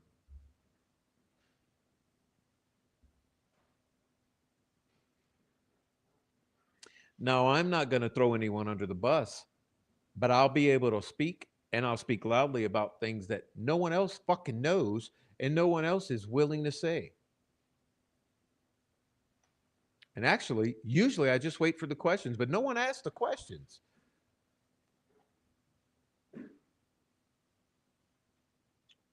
Now, is there a difference between NDAs and something being under seal? Yes. So, what does it mean?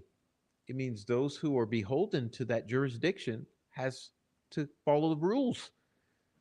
But Prof don't have to follow a single damn rule.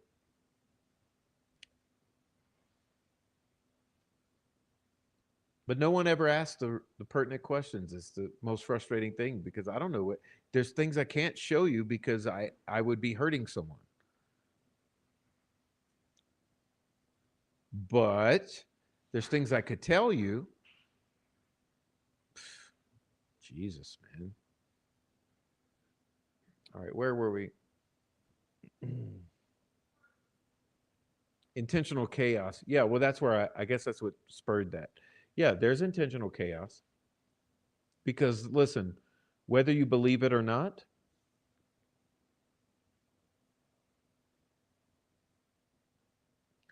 the discovery was intentionally disorganized.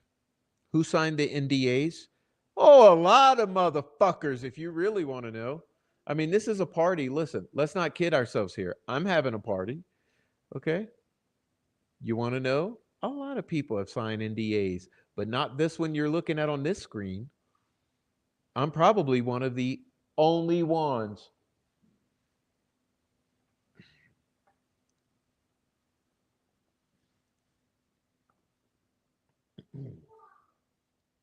So let's continue. Let's see. Yes, I'm bragging. Yes, I'm bragging because hey, it's my 5,000 subscriber. I don't need to bow down to anyone. I don't owe any of you shit. Some sign NDAs as part of a contractual obligation to get paid. You want to know, Adrian? I'll tell you. This is why people sign NDAs to get fucking paid. Okay. I ain't got paid.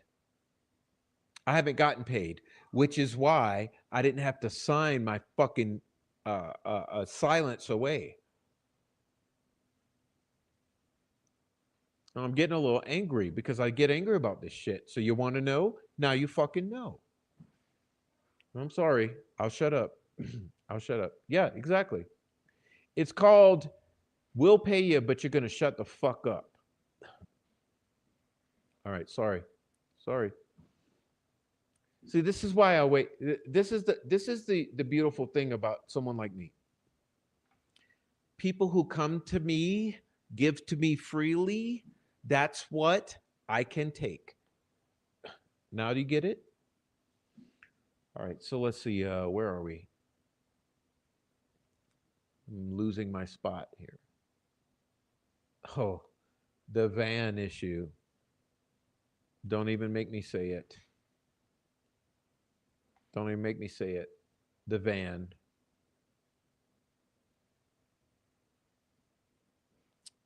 The van issue should be tied up better, says Andrea Burkhart, as white vans were mentioned in various social media contexts. Yes, all over Reddit and Facebook. And there are a couple drops on YouTube. Something Dr. Walla could have fed to Richard Allen. You think? Ah, oh, really? Pardon me. Dirty Diana, hey, are you able to redirect when I go nuts and yell into the mic? I don't mean to yell. I'm sorry, I don't mean to yell. I don't mean to scare everyone. Somebody told me their dog. Somebody's like, Prof, every time you yell, every time you yell, my dog gets. Listen, I don't mean to yell, but I do get angry because listen, it's true that my poor little brother at 18 years old, his life was taken. Listen, that's something you never recover from.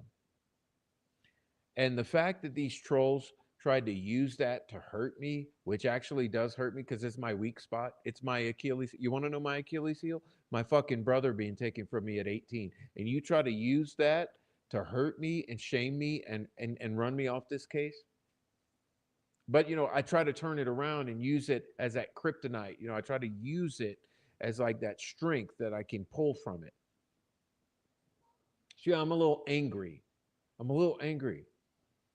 I'm angry that this type of shit is allowed from correctional facilities and it never gets addressed. And people continue to lose their lives and people continue to lie to cover for each other. But no, it's okay. Just go ahead and blast me because I'm on the internet. That's fucking fine. Let me take everything away from you, including your loved ones, including your baby fucking brother. Let me see how you get through it. Most of you would not still be here.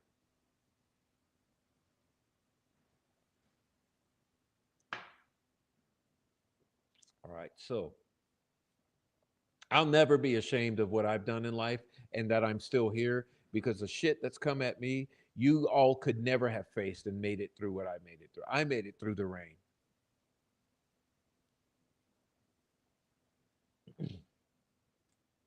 Let's see.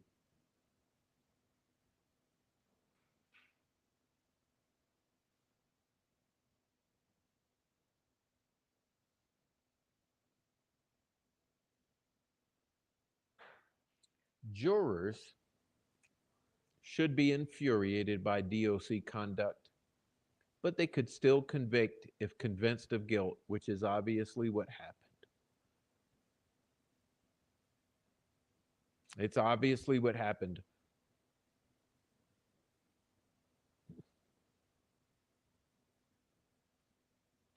These jurors should have returned a not guilty verdict solely as an impeachment to DOC.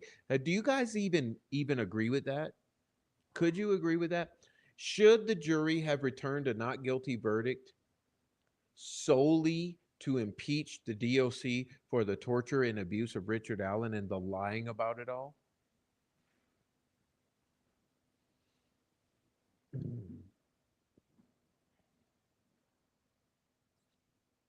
The First Amendment covers freedom of speech, something we stand on here, freedom of religion, freedom of press, freedom of assembly, and petition to the government, something we stand on here.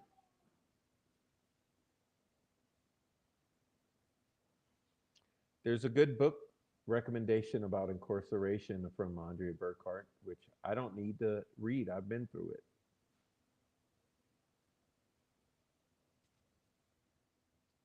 Okay, I'm going to continue. I'm telling you, I'm absolutely heartbroken because every time I get into this and start looking at the atrocities here, it resonates with what happened with my family. And that's a wound that'll never close. You know, it's always going to be a fresh wound, and no one gets that.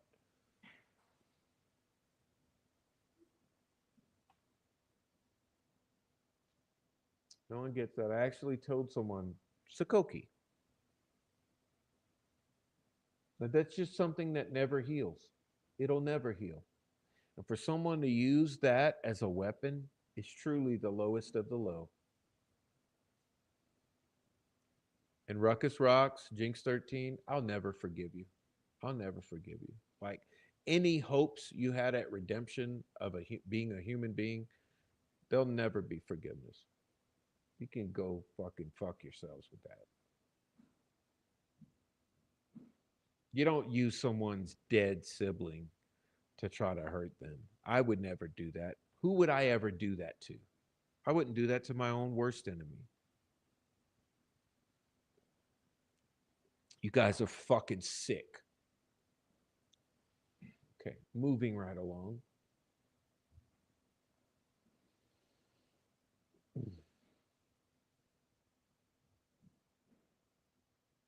And there's others too. Let's be real. You took a whole video of someone getting killed in prison and you made a video about it. I'll show that someday.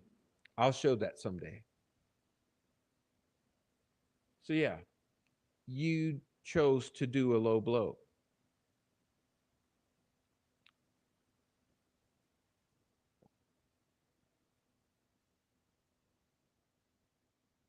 You see how the trolls come in? You see how they come in? They're so fucking predictable.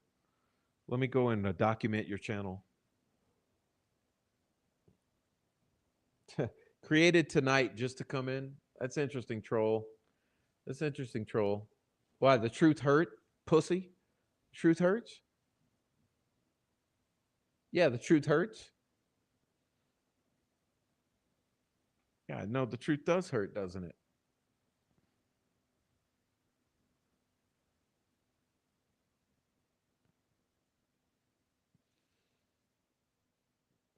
You see, you'll come in every time I get right over the target because you can't have it. You can't have it.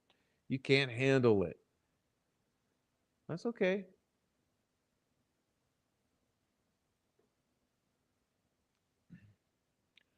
Moving on.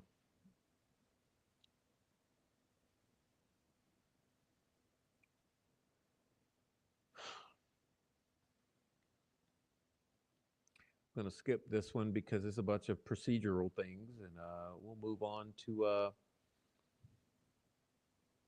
Richard Allen in Westville. And the amazing Dr. Westcott. I got to say this Dr. Westcott truly did. Look, more coming in. Hey, there you go. Let me document YouTube before I get you the fuck out of here. Okay. You see that? I love it when they come in. They reveal their account so I can block the account. That's okay. Document and block. That's how I roll. But it's interesting that you all come in simultaneously because you can't handle when I get over the target. That's how I know. See, every time I get over the target, uh, every time, see, that one sounds like CJ who beats his wife. Okay. There you go. Got that one. And you know how they always have the horror names or they have the horror imagery, which is another thing because one thing that stupid ass Laura did is she gave us a lot of a lot of stupid ass Laura. She gave us a good direction to move into that she doesn't even realize she did. But that's okay. Let them keep coming. Let them keep coming because obviously, see, we're an hour and 50 minutes in. Uh, oh, like, oh, look, we got another one. You see how they're coming in? They're coming in. They're coming. This is when you know I'm actually fucking over the target because they won't stop coming in. See, I love it. Keep coming in. Show me all your accounts. When you show me your accounts, you're actually doing me a favor, but you think you're doing something. Yeah, it's beautiful. I love it. Keep on coming. Keep on coming. You see, I'm not you. This is the thing is, I'm not you. Here's another one. Here's another one. See, there he is. See what I mean about the horror? Michael Myers. Michael Myers. Another one. Jason Voorhees, Michael Myers. You think that shit's a coincidence? Look at him. We'll get them all documented right away. See what I mean? Michael Myers, Jason Voorhees, blah blah blah blah blah blah blah. Horror characters, um, horror avatars. You think it's all a joke? You think this is a? You think this is a? You think this is a? You think this is not? Listen, when these trolls are trying to tell you there's no connection to Flora, there's no connection to Keegan Klein and Dropbox. There's no connection to Evansdale. There's no connection to any other murders. There's no connection to Memphis 3. There's no connection to Missy Bevers. There's no connection to any of this shit. We're just going to try to take over the narratives of all these cases, and we're going to use our horror accounts to troll everyone.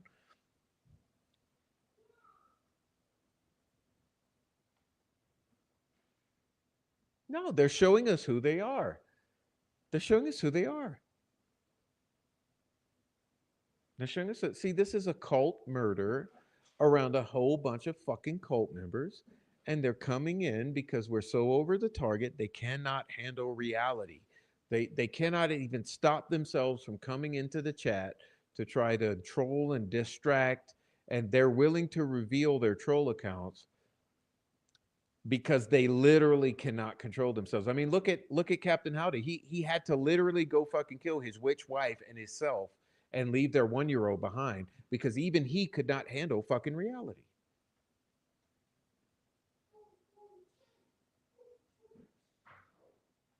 And see what they do, they literally go and they do black magic rituals to try to control the narrative of this case. And they wonder, oh, why can't we get to the prof? Why can't we get to the prof? Well, motherfucker, you'll figure it out. All right, so moving on.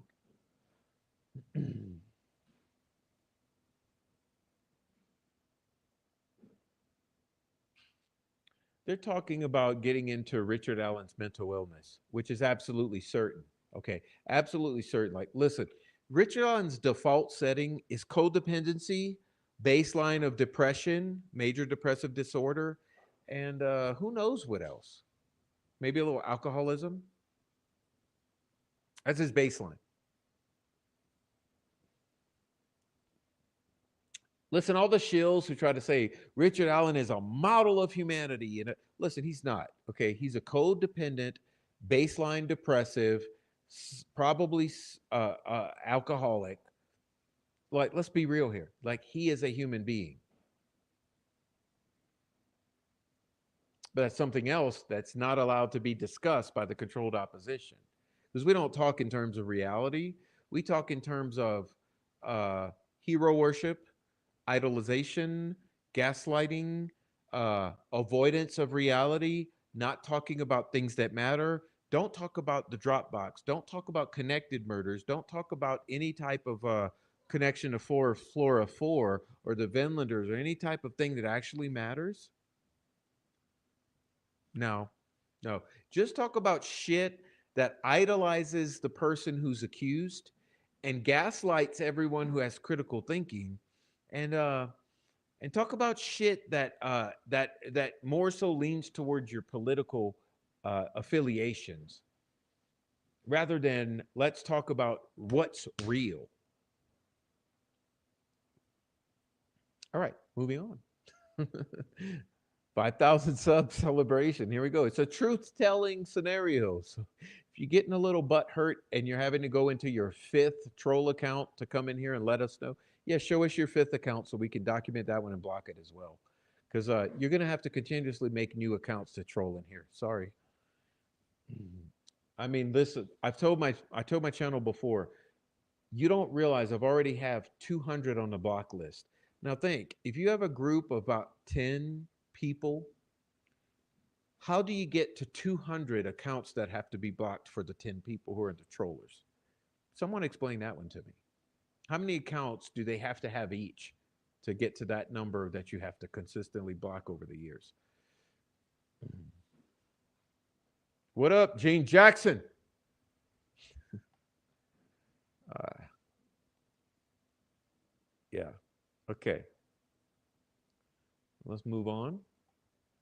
But you know, trolls are feeling it tonight because truth, Prof is telling the truth because it's a Friday night party and it's a jealousy. It's an expose of jealousy. Be jealous. Let me give you something to be jealous about. Here it is, right here. It's called "I Can't Help You." That people realize I'm telling them the truth. Oh, I skipped. Right. Talking about Richard Allen's problems, you know, chronic mental illness, depression, codependency, and all this sort of stuff, which actually exists. So when you compile the Prozac and then you add on the Haldol and then the spice on top of that, yes, there might be mental issues at play. And then don't forget that there are also death threats to you and your entire family. And there's also allegations that you're sexually assaulting your daughter and you're abusing your wife, and all the time these people, these parties deny that. You know, the wife says no, there's never ever been, and the daughter says no, there's never ever been that. You know, but the trolls said no, no, he beats his wife and he sexually assaults his daughter and all of this stuff that's not true, and he's going to divorce. Remember, they tried to run with that. They surreptitiously record the wife talking about nothing burgers, because we got the recording, by the way, Jinx. We got the recording. So basically, the wife says nothing at all. But what did Kimberly Stravarkis Withers, Sarah Elrod Osbrook, and Courtney Amber Barris, what did they all go say on the internet? I'll ask you, what did they all go say about Kathy Allen and Richard Allen on the internet? She believes that he's guilty. She doesn't believe her husband. She's only there to support her the mother-in-law, and she's gonna leave her husband. She's divorcing Rick, and she's on record. We recorded it. We've got it on tape, and we sent it to Nick McClelland. Okay. Then they went on their fucking live streams. Yes, Tommy Frost and Mark Robert Cohen went on the live streams, right? And they talked all about that. They spread that propaganda like it was real. And there was Louise. Oh, really, really? Yeah, it really happened. It's true. Fuck her. Fuck him. He's guilty. Okay. And then what happened? Murder sheet.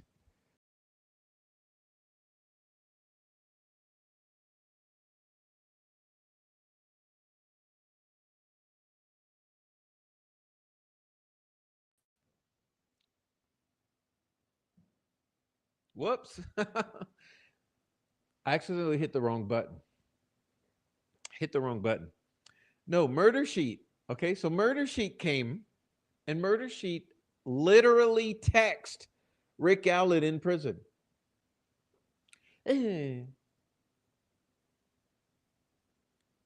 So we heard there's rumors that your wife's going to leave you and there's problems with the relationship. This is what people are saying. You get what I'm getting at? What I'm heading towards? Yeah, they did all that. All of them. Troll farm. Sorry, I hit the wrong button. I'm still getting used to my new computer. I apologize. I do stupid shit from time to time. Yeah, it happened. This is called Troll Farm. Like, why do you think I've been making myself look ridiculous for 2 years on the internet? Listen, I actually had respect before this. I'm not even going to tell you who respected me that I respected because it mattered to me. And if I say it, they're going to go try to find their kids. And no, fuck that. I've actually been respected by the people I respect most in the world. So, yeah, I'm willing to make myself look stupid here to expose the truth because it doesn't matter to me. This is nothing. I don't care about looking stupid on a YouTube channel. I've already had respect from the most respectful people, that the people who I respected the most, who are some of them have passed away. But the case still being that no, these people did all that, straight up lied. But even oddly enough, that people who would portray themselves as Richard Allen advocates,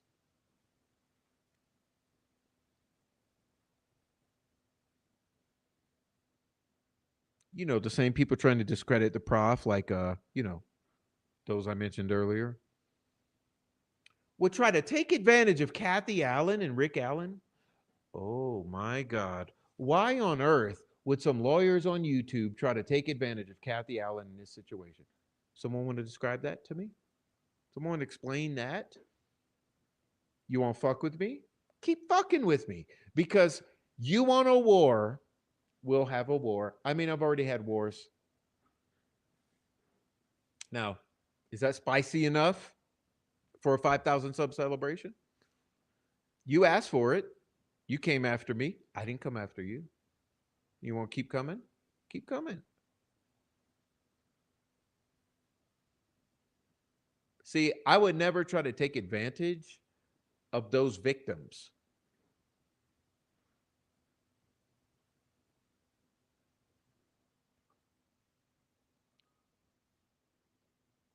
So why are you trying to take advantage of victims of this whole situation?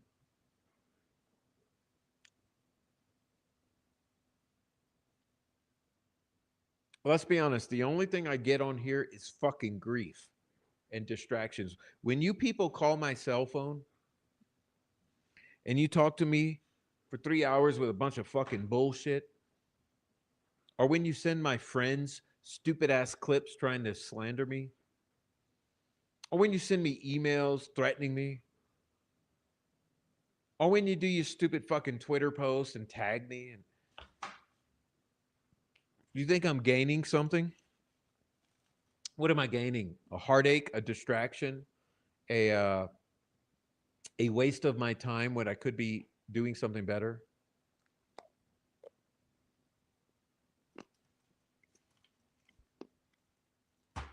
Time for chocolate.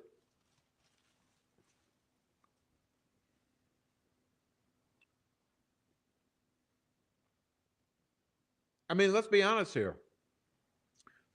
Who are always the unmentionables? Who are always the unmentionables? Elephant in the room.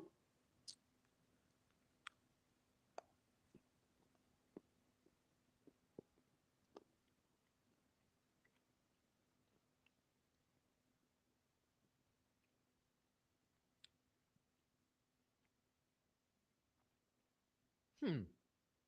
Let me ask you this. Who have you never heard, these defense shills, who have you never heard them speak against? Uh-oh. Mm-hmm. I thought so. Yeah. Thank you, Miss K. You so sexy. Thank you. Who have you never heard the defense shills speak about?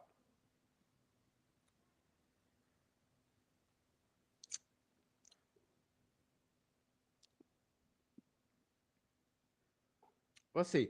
What's the number one rule? What's the number one rule in Delphi docs? Go to it now. Go. Go. Go to the Delphi docs. Look at the number one rule. Actually, I'm going to have another piece of chocolate while you go do that. Because, hey, we might as well just tell the truth tonight.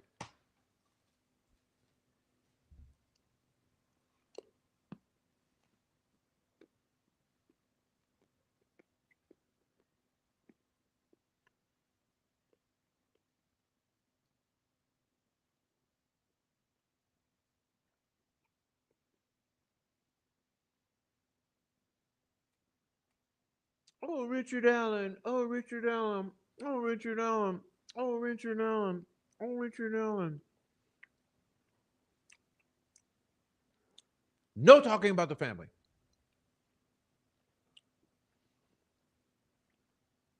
Yeah, I'm sorry. I'm sorry. I'm sorry. The truth is a bitter pill. You see, I used to think that I would make a YouTube channel before I ever did this. I thought I'm going to make a YouTube channel and I'm going to call it The Ugly Truth. Because let's say a bunch of you wipe your ass, right, at night or whenever.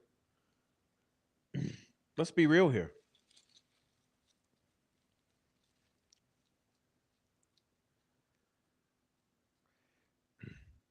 There we go.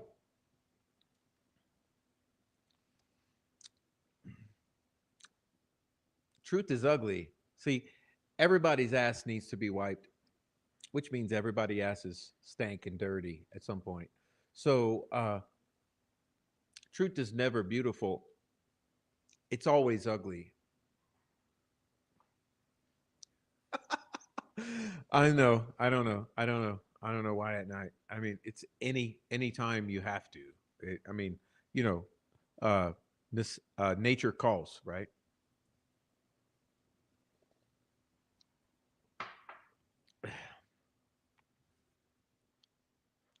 No, but they come in. You see, they come in when it gets hot.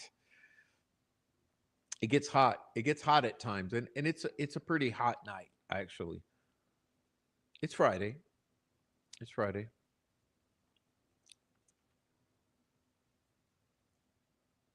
I mean, hey, but let's be honest. It's the same thing with little baby Dior, isn't it? Oh, that's one's rough too. That one's rough because they know. You see, you guys want to talk shit? It's spicy, yeah, baby. Yeah, it's spicy. What about baby Dior? Do you not care about baby Dior?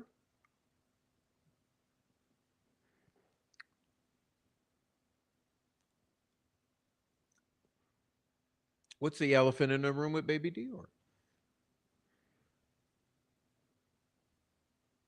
Yeah. Prof's a family basher. Sure. That sounds exactly like Prof's a woman hater. Prof's a doxer.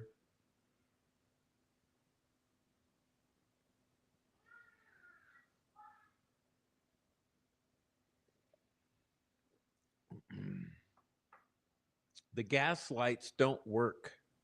Okay.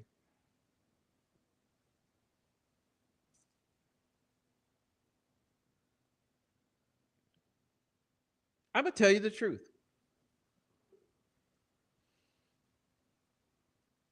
You know, my friend, I'm not even going to say her name. I'm going to say this. I had several shows called Whatever Baby Dior. And there's a lady that came and talked with us about their baby Dior.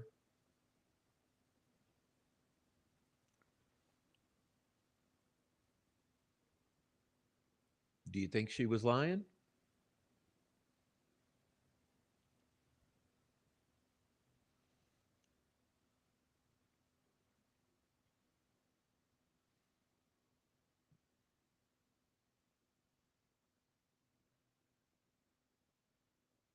Oh, but no, no, no, no, no. You're gonna sue her into silence, won't you? Mm-hmm.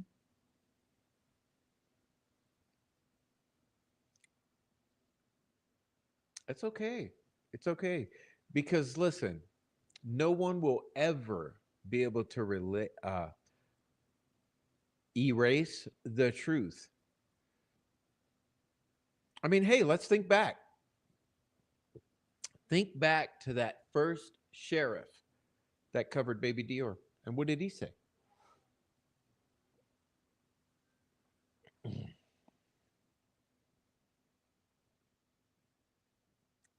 That's right.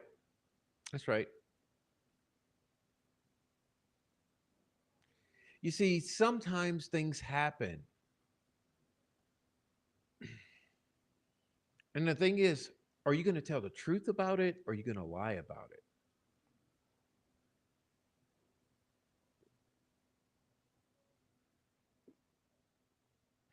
And the thing is, I'm all about like, why would you ever lie about the deaths of your loved ones? I mean, whoever would do that? They're your loved ones. At least, at a bare minimum, honor them in death by telling the truth about the ending of their lives. That would be the bare minimum to respecting their memories and the fact that they actually lived, wouldn't it?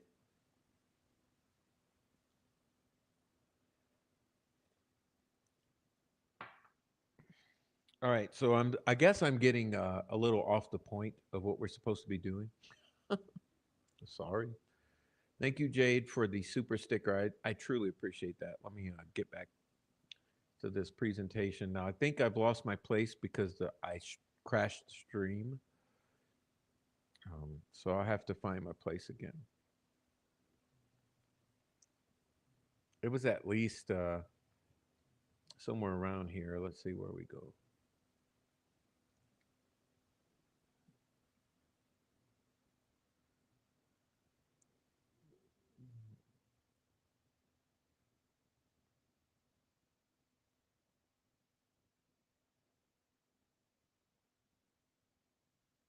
Hmm.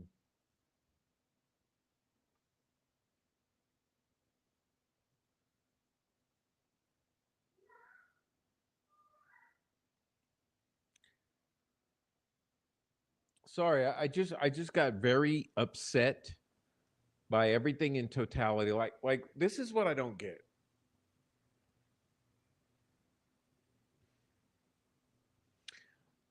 Why would you try to come at another person speaking on behalf of Richard Allen and against the state event? Like someone explain this to me that you cannot explain. Why would anyone on this side of this story come against someone on the same side? You're coming against someone speaking on behalf of Richard Allen and against the state of Indiana and this railroading and asking the hard questions. Why on earth would anyone ever do that? So, like someone's got to make it make sense. And see, I asked the same question. Okay, I did ask the same question. I asked this question. I said, "Why in the fuck would you kick me out of your Discord when we're all on the same team?" And you see, the way that the little bloodthirsty minions from the not answered it was, "You're just butthurt about being kicked out of a Discord that doesn't even exist." No, bitch. No, that's not the story. See, you're trying to distract from the point of the question. The point of the question is not, is Prof butt hurt because he's kicked out of Discord who doesn't exist? No, the fucking question is, why would you ever you have a Discord where no one's kicked out? That's the standard. So you kick out Tyler Carpenter because he's racist. Okay, that's good enough because that's not good. That's no good. So why'd you kick out the prof? I'm trying to understand that one. Regardless of look, Graz, you a fucking bitch shill. You're out. Go somewhere else, troll. You're irrelevant at this point, in case you didn't realize. So the question here is someone saying exactly what you're saying. Hmm. Your rule is you kick no one out of the Discord except Tyler Carpenter because he's a racist and you've discovered that. Okay, I'll give you that one. Now, what did I do again? I don't know. I said retard? Oh, hmm. I guess that's reason enough.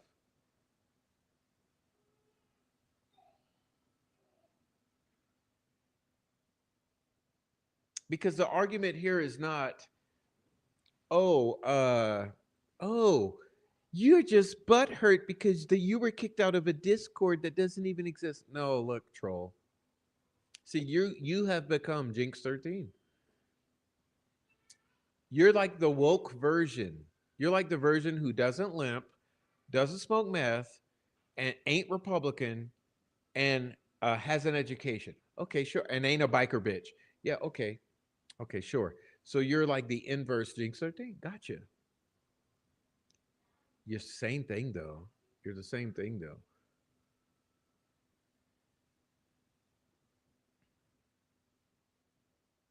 Anyway, I'll let it go.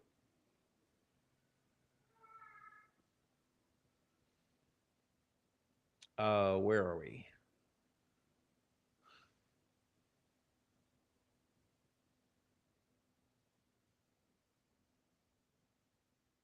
Like I said, who the fuck wants a war? Look, I can't even look at this document.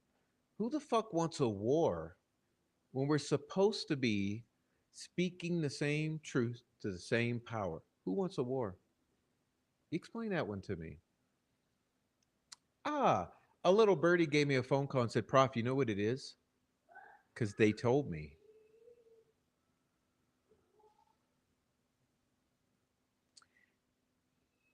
You're talking about things that are distracting from the narrative they're trying to push. Oh, really? Kind of sounds like what Tobor was saying. So when I said Tobor was right, maybe he fucking was right. Maybe he's not right on the crime. Maybe he's right, though, on the fact that these people do the wrong fucking shit consistently and then play victims.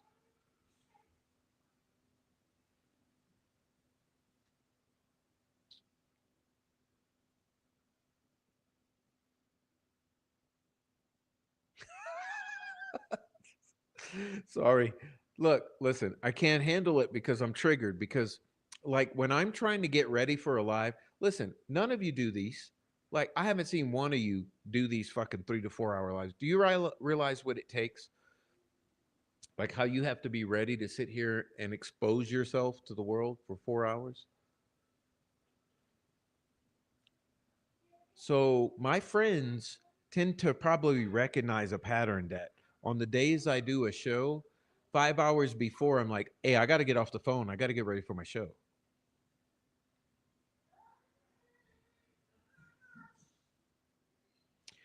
In other words, I have to clear my mind and like rest and get ready to do a show. But it's funny because when I'm doing that and my Twitter's blowing up with bullshit shill bullshit from the people who's supposed to be on my team, I'm wondering what the fuck world is going on here.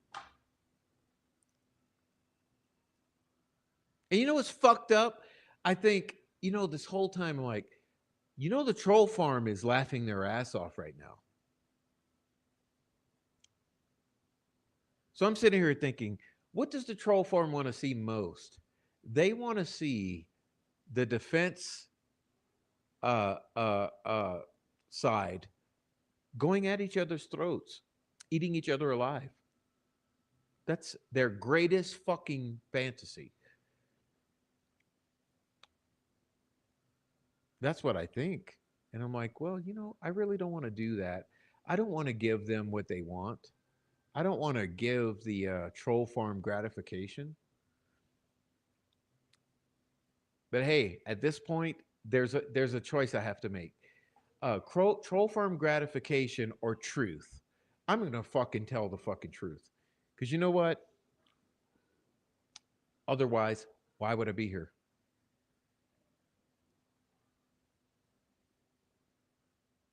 Why would I be here if I'm gonna be like withholding the truth to keep the troll farm from having a moment of, aha, we finally got the defense fighting each other? No, fuck you. Michael Osbrook, you chose to try to discredit people who give a fuck about these girls in this case. You fucked up, bud. So this isn't about the troll farm. This isn't about the prosecution. This is about Big Solves and all the other fuckers. This is about you decided you're going to attack your own. You're going to cannibalize your own to try to retain control. Well, I'm sorry, Kathy ain't having it, and neither am I. So, cheers.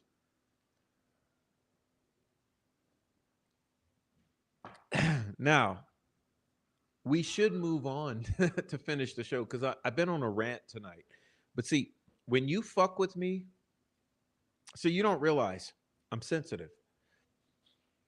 I don't want my Twitter blowing up with a bunch of you mean fucking girls and a bunch of so called attorneys who, by the way, don't really practice, but we're not even going to talk about that. But you got a fucking couple of attorneys and a bunch of fucking mean girls who want to come at me and ruin my days like day after day after day. Why? Because your butt hurt because I told the truth that you leaked the video? Listen, Kara Weineke and Luke Nicholas own the fucking website. Are we that stupid? Like, can you not stand up and say that you did it and get it over with? But you got to send out trolls for 2 fucking weeks to come after me? Someone explain it. I wasn't coming for you. I wasn't coming for you. Listen, when I went to Sleuthy and Luke, I said, listen, you need to go and tell the truth about this video because people are confused. People are like, my whole deal was not about me because you tried to send your little mean girl trolls, the bloodthirsty minions, and you tried to have them say he's just angry that you didn't ask his permission to release the video. No, bitch. Listen, that's the fantasy that you try to project to make me the bad guy here. Let's tell the truth. I came to you and I said, people are confused. People are upset. People are wondering, what the hell is this shit? Why does it look like it's got some sort of filter on it or some sort of weird shit going on with it? And why is the GPS off? People are confused. Go to the people and tell them what this actually is, where it's coming from. Tell the fucking truth about this. That's all I when I came to you, I said, please go tell the truth about this. And let's be honest here. Luke, I never gave a fuck about you anyway. But Sleuthy, I always loved you. I thought you were okay. Osbrook, I did the most I could do for you. And the others, I did shit for you. So my deal was never personal. The deal was people are confused, and this is adding confusion and chaos and bad feelings to the case. Go and clean it up. But instead of cleaning it up, what did you decide to do? I mean, these are the people of the world out here looking for transparency and answers. And when I went to you and I asked the questions, I said, please just go and make it right. And why is it now? Like, how many weeks ago did I ask those questions? And I came out and I yelled about it, and you got all mad. Well, sure, I'm yelling on behalf of the 5,000 people who are going to see this video in the next 2 days. Okay, so yeah, throw all your arrows at me. Like throw your rocks and hide behind the fucking bushes and shit like you do. Okay, have your minions come out and attack me and call me a misogynist and all like you do. But the fact is, I'm standing up for all of the people who are behind me, and I'm saying, look, just fucking like give people the resolve, like tell them what this actually is and what's going on. Give them some fucking peace over this. And your response to that is try to discredit me and Christine and Erica on the fucking YouTube streets and behind the scenes.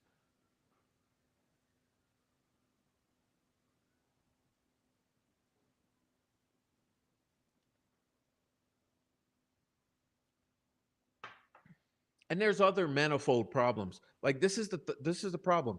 One lie causes another. One shady ass move, you have to do another and another and another. And you all think that you're going to keep being able to do this. This is why I say Tobor is right, and I fucking mean it. Because how many years have you been pulling these fucking games on people? A lot. You've been playing games with people. And people are out here saying, I don't give a fuck about your NDAs. I don't give a fuck about your motivations. I don't give a fuck about your politics. We want the truth. We want the truth. And you're playing people like they're stupid. And you know what? People are tired of it. And I'm just the voice. Like I'm over here celebrating 5,000 subs. Listen, I'm the voice of 5,000 subs. Or if you want to say there's 200 in here right now, I'm the voice of 200 at this moment.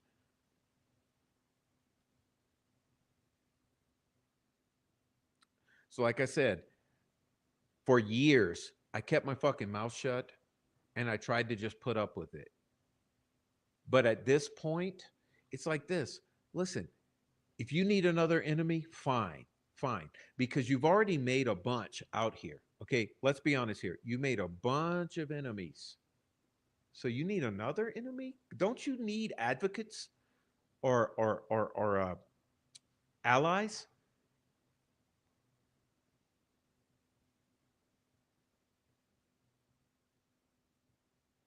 I would think you do. Probably want some allies. I mean, you had one here. I was a prepackaged product. Listen, I'm your conspiracy theorist, right? I was your prepackaged defense conspiracy theorist. You could have let me roll. But you want to make a war? Like, okay, I guess we'll satisfy the troll farm and give them a win. Okay, we'll give the troll farm a win.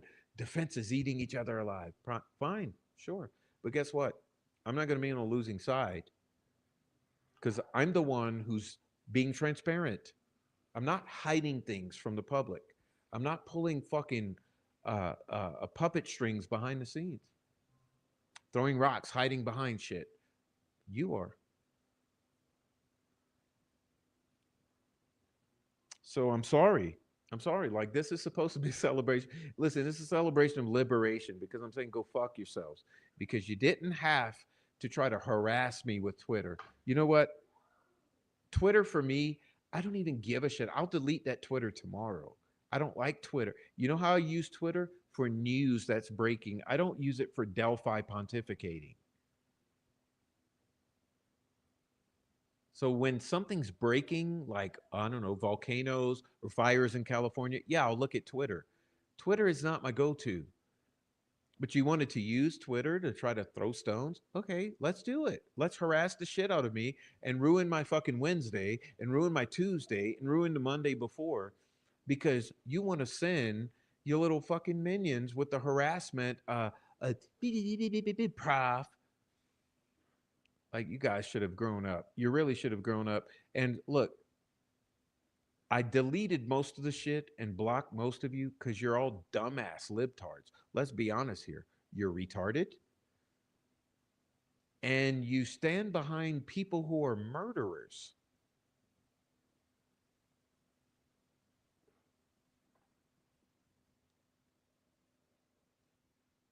Now, if you're liberal watching, I don't mean you because you're not retarded. You're not standing behind obvious fucking murderers who are documented and there's forensic evidence. Like, there's a whole difference. There's a whole gulf between you and a sane person. Let's be honest about that. Please, can we please put aside the gaslighting and the trauma response from politics and understand what the hell I'm actually saying? But seriously, you're a lawyer. Why are you not lawyering? Don't you have something to be writing right now? Those of you who leaked this video, if there was nothing illegal about it, why are you not just stepping forward and giving the public clarity and confidence? But instead, it's let's ruin Prof because he's fucking up our swerve anyway. So you're willing to sacrifice me or throw me under the bus so that you're not held accountable? That's interesting because here's the thing. My people know that I'm not lying to them. And there's several in here who they've been lied to about me. Okay, there's several in here. I'm not going to name them or call them out. There's some in here in this live chat right now. Okay, like I'm going to point downwards. They're down there and there. Some of you down in there, you've been gaslit before. You've been told things about me that you knew that you figured out eventually weren't true. Now think about who said that to you.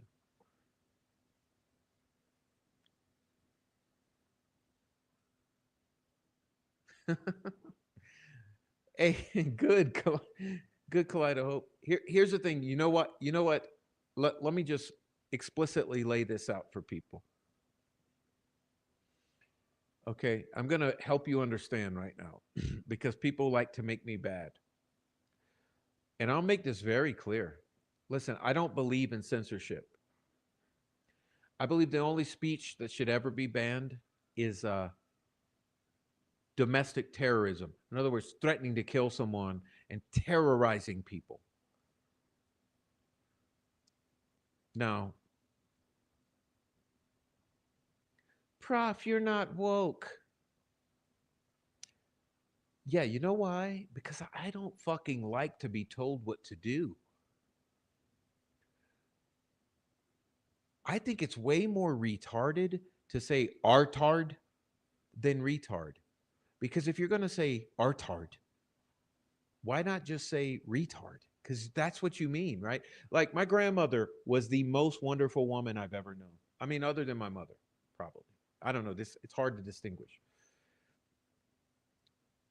But I remember when I was like, I don't know, 8 years old or something, I'd say, what the heck?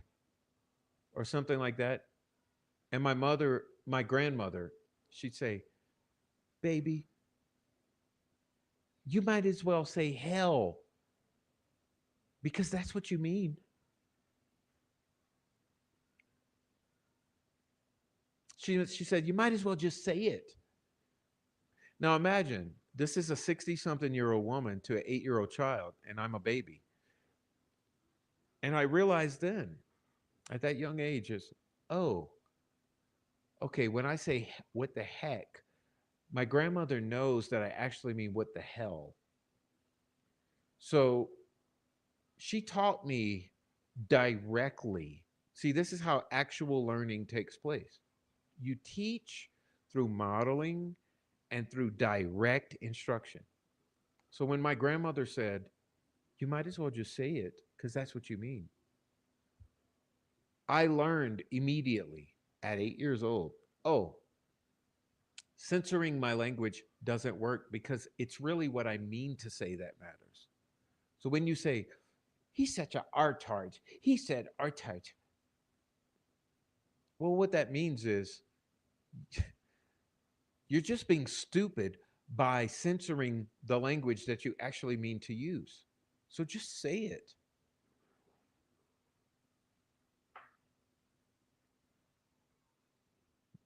That's why I'm anti woke.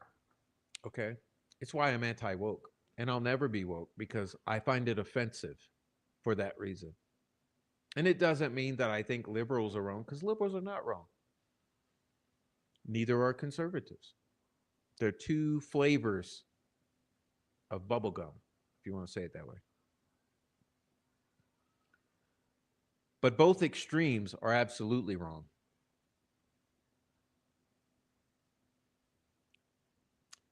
And neither do I agree with the extremists because you're all wrong. But any normal person would know all of this. It doesn't need explaining. So when I say things that are mean, or when I say things that are bad, or when I say things that are foreboding, or when I say things like, you're a stupid ass, dirty bitch who needs to wash your ass, I mean it, because just because you're a woman, I'm not going to not say that you're wrong. Okay. And if I want to be mean and say you're a dirty bee who needs to wash your rear end, what I mean is I'm trying to affect you deeply so that you realize I'm not fucking with you. I mean what I say. So I didn't mean it because no one thinks you're dirty. I'm sure you do wash your ass. But sometimes you need to be shook up a little bit. And you need to understand someone is actually like calling you out and saying, stop doing the stupid shit you're doing. You're throwing stones, you're hiding behind bushes, you're having other people do your work, dirty work, you're triggering people, you're gaslighting people, you're having the minions who don't know any better come and attack someone, you're gang stalking. You're no better than the fucking meth head trolls. You're the same thing as them. You're just like the preppy version. And if I have to be the one to say it, I'll say it. So yeah, come on and attack me because I would never understand. See, I would understand why the trolls would do what they do, but I will never understand why someone on your side would come and attack someone on our side. As I told Julie, I said, listen, as if I hadn't sat here for hundreds and thousands of hours and advocated for Richard Allen. Are you fucking kidding me that I'm ruining the defense? I'm distracting the narrative? Really? I haven't sat here and read through every single filing multiple times, called the state out on every fucking overstep and overreach that they've done. That's what's offensive. See, that's what's offensive because you're acting like the time away from my kid doesn't matter. And my time away from my kid does matter. So all of you can literally go fuck yourselves, just like the trolls. Because my time was valuable and all this time that I gave to Richard Allen and gave to Andy Baldwin and gave to Brad Rosie and Jennifer Auger and all of you, you should have been thankful for. But now it's the time to sacrifice me and throw me under the bus because I called you out on your bullshit. Okay. And like I said, on top of that, the trolls get a win. So congrats, trolls. You get something to celebrate that I'm calling out the same fucking retard you hate. Now, since I ain't done no work according to the woke bitches who are trolling me from the unraveling uh, cult who want to come behind Osbrook's post, I'm not doing any serious work on the case. Okay, let's talk about this.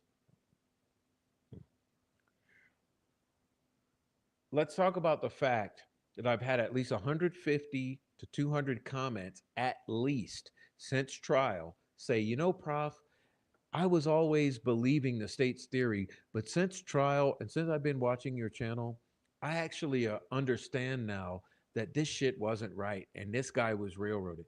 Oh, let's forget that people have been informed about this because they've stumbled across my channel. Oh, yeah, sure. Sure. Because I haven't done work. And because I'm not an attorney. Listen, the reason I'm not an attorney is a fucking choice. And see, all of you dumbasses who want to troll on Twitter, this is what you don't understand as well. When I was like I would guess I was about 13 or 12. My parents were in the middle of a divorce. And at the time, I wanted to be a lawyer because I was thinking I want to help other kids when I'm a grown up. I want to help other kids whose parents are divorcing to navigate it. And so I was like, I want to be a lawyer.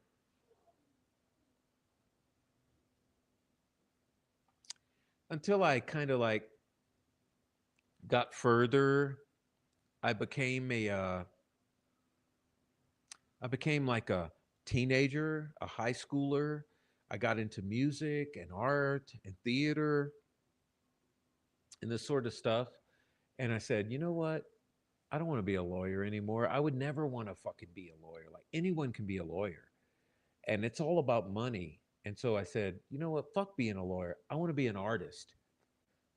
I want to be I want to pursue this this endeavor of creating music and of writing music and of understanding expression that is so much more nebulous and beautiful and and unique. Like anyone can be a lawyer and get paid, but how many people can truly like start to touch the like what's the word uh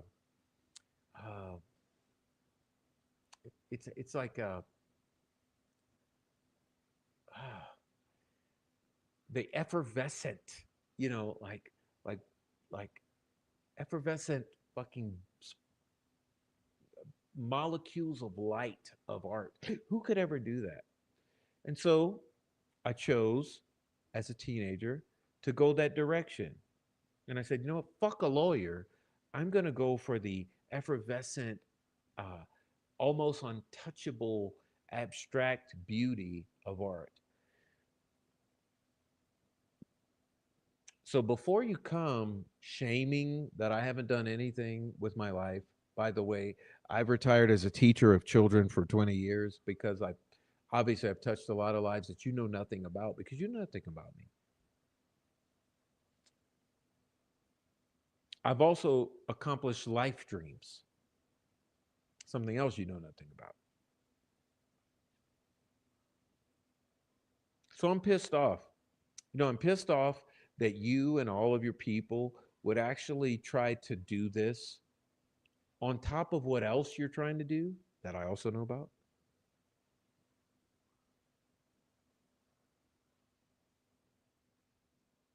And the thing is that you don't understand. Everyone sees your mean girls, okay, and weirdos, and everyone sees that I'm actually trying. So I'd be interested to see your email inbox because I know what mine looks like. That's a whole other subject. But I, like I said, it's supposed to be celebrating, but I'm very upset that my day today was ruined by mean girls.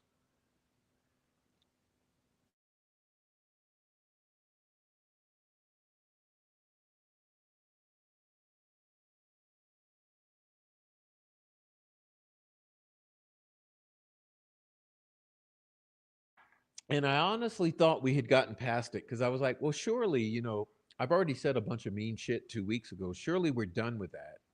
Surely we're done with like being mad about Prof saying mean shit. I thought we had gotten over that hump, but obviously there's some butt hurtness in the house. And trust me, to you others who are trying to do shit sneaky behind the scenes by sending clips and screenshots, I get that shit too because people send me things and say, "Do you realize that this person sent me this shit trying to get me mad at you?" But I'll laugh at that anyway. Like I said, I'm sure the troll farm will have a party because of this live stream, but that's okay. Sometimes they need a win. You know, they're nearly suicidal. A couple of them have already gone killed people and killed themselves. So sometimes the troll farm needs a win as well. So we'll give them this win.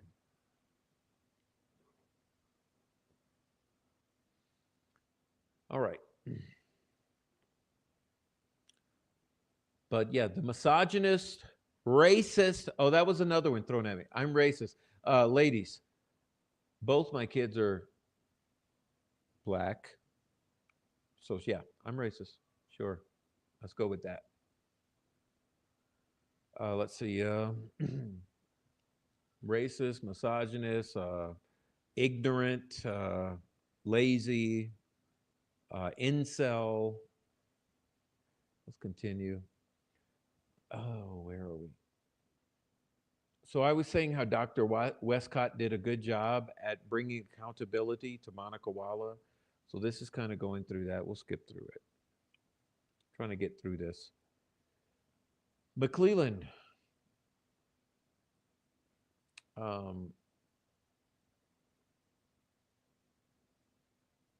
talking about Rick's psychotic episode. Okay. Then there's talk of Rick's daughter, who, remember, like I said, the troll farm was trying to allege that he had done bad things to his wife and daughter, and the daughter came and said, "No, that's actually not true." Now, Mr. Baldwin recalled Steve Mullen. Mullen confirmed turning over information about 2016 Ford Focus. Says, okay, the defense presented Exhibit JJJ, a DMV list of Ford Focuses registered in Carroll County and surrounding counties. Hatchback model was in the coding. Um,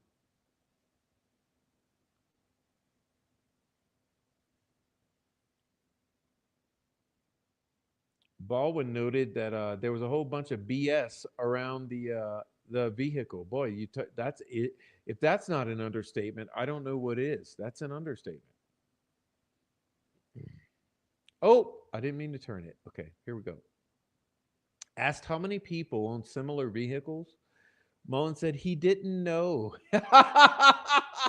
You can't make this shit up. They are the stupidest cops you've ever seen here. Like, this is the thing. Where do you weigh the difference between stupidity, incompetence, and corruption? Because they prefer to have you believe that it's 100% incompetence. That's the problem. Okay, they want you to think it's 100% incompetence is the problem with this case, where in actuality, it's probably 80% corruption and 20% incompetence, or somewhere in there. Let's say it's 70-30. You know, even if it's 60-40, the thing is, it's mostly corrupt, somewhat incompetent. Let's be real here, because none of you are stupid. All right, so where are we? Baldwin asked about missing evidence and Mullen's testimony about a missing log of interviews. Mullen said they created a list of interviewed people. Listen to this one: believed to be lost. That's right. That's right. Remember the 70 days of completely missing, deleted, no audio. Oops, we accidentally recorded over, but we can't account for who we interviewed. Remember all of this story, this part of it? Because unfortunately, this case is so in unbelievably complex. You would never believe that they deleted, and I believe they did it intentionally, 70 days of interviews. They also cannot account for those 70 days. But Mullen comes, right? And he said they created a list of people they believed they may have interviewed during this time. Accountability, level 100, isn't it? I mean, dude. Like, and remember all of this whole letter of accountability from Mullen. Like I said before, they try to say, well, Mullen's a good guy. Da, da, da, da, da. Well, that's Ruckus's favorite term. Everyone's a fucking good. Mark Roberts a good guy. Everyone's a fucking good guy. Hey man, look, like I'm sure a whole bunch of people are good guys. Like if you meet them, I mean, by news, I mean, by uh, experience, most people who are trying to get shit, for instance, okay, I grew up in, I don't want to say where I grew up. I don't want to give you anything for the trolls to beat me up with, but let's say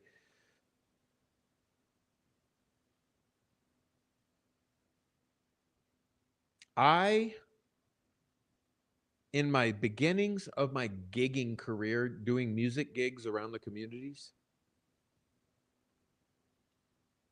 I met a whole bunch of slick dudes. So these guys were like this. Hey man, what's up, man? Yeah, totally, man, totally. Yeah, shake your hand. They're like, oh yeah, here's your money, man. Oh yeah, right on, man, right on, man. Oh, totally, man. And he's fucking my girl, or he's taking money. So when the whole money comes in for the night, the whole money comes in, and everyone's supposed to divide up This so the band leader gets a double share. Like so some of the instances were like this. Band leader gets double share. Everyone else gets a single share. All right. So so nights come in where you're like, you realize one night you're like, oh wait, I just see what happened. This dude, he actually didn't do double share, everyone single share. What he did first, he took like 15-20% off the top. So he skimmed. So first he took a huge $300 chunk he set aside. Okay. Then he does double share, single share. Right? Or what's that other game? I know some of you know this game where there's three cups and a ball on a newspaper. I forget the name of that game. I've been swindled by that before too. It's a whole other example. But with three, it's not three card Monte, but it's something similar where you got the three little cups. Come on, someone in the chat's gonna know. You got the three cups, little shot glasses, over over a ball, and you have a newspaper, and you have the ball, and you're trying to guess where the ball is under which cup, and they let you win. So the way they trick you, they always have a mole. So they have one guy next to them who's like working with him, but he acts like he's playing the game. So the way this game works, you watch the game, and first you watch this other guy play. Shell game. Yeah. So you watch the other guy play, and you're watching, and you're like, damn, that guy's getting his ass kicked. I see where the ball is every time. I can kill this game.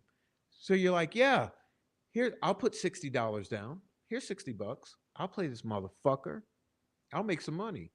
So he lets you win one round. He lets you win another round, right?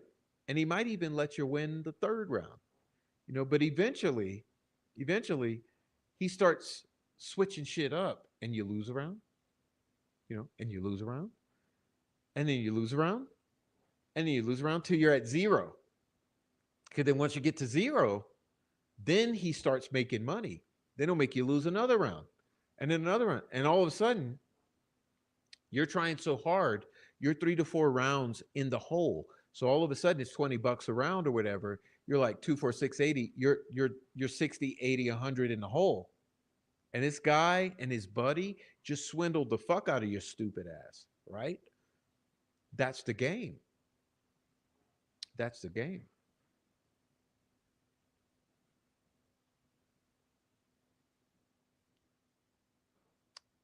Anyway, I've met all those types of guys in my life. It's like, yeah, I got the guy who's skimming, he's skimming the pot before he divides it up, even though you have an agreement. You got the guys who cheat, who have the swindle game going, where they're gonna put you in the hole. You know, you got the guys who stab you in the back and sleep with your girlfriend. It's like there's a whole bunch of guys who appear to be nice at the surface. That's what I'm getting at. So they say Steve Mullen's a nice guy. Well, what do you mean by nice guy? What do you mean? You mean that he comes across as soft spoken or honest or?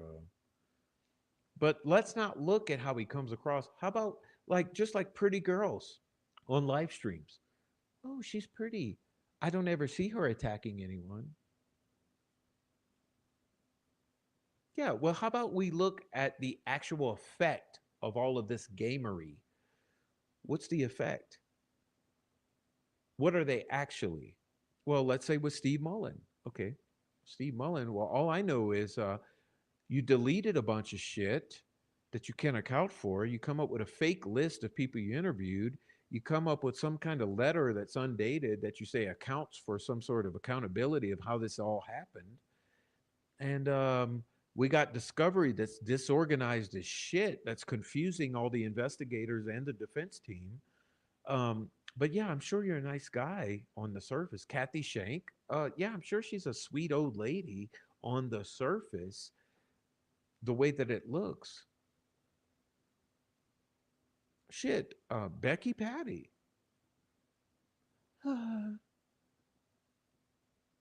She's a grieving grandmother who's soft spoken and always seems sad.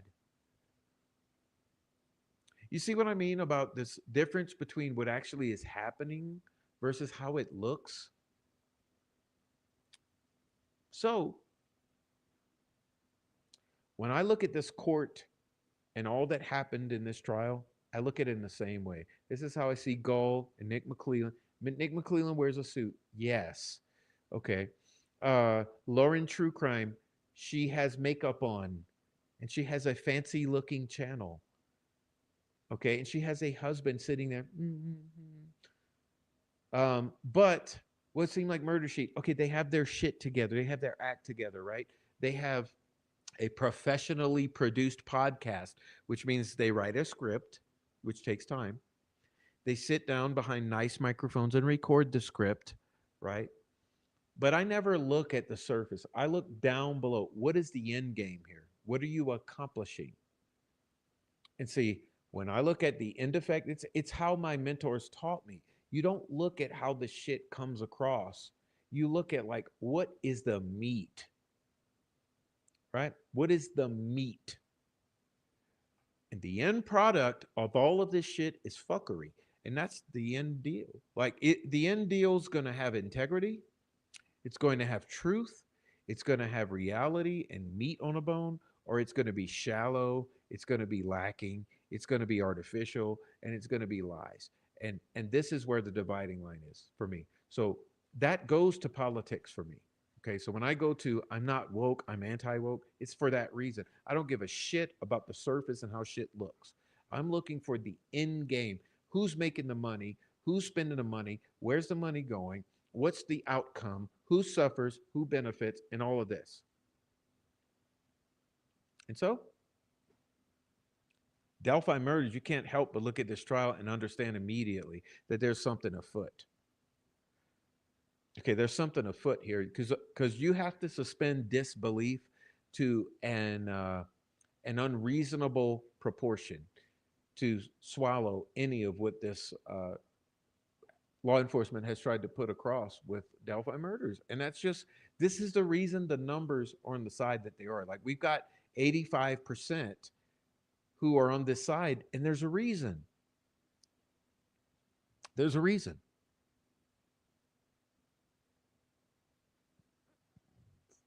Excuse me.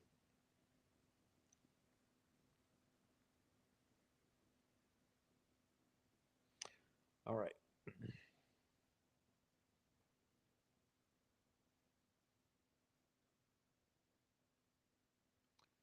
Well, let me try to get through this because I promised you all we would get through this. This is our episode 4. We're supposed to be done with old Andrea Burkhart. Bless her heart. Okay, Andrea Burkhart, I appreciate you. I appreciate you doing this. Okay. Now let's see. Where are we? This is the best we got. Like I said, we should have had cameras in the courtroom. Let's be honest here. Let's be honest. We should have had cameras in the courtroom. We wouldn't have needed all of this. The public would not be suspicious. But this is another instance of shooting yourselves in the foot. You've invited more scrutiny because of the lack of cameras. Okay.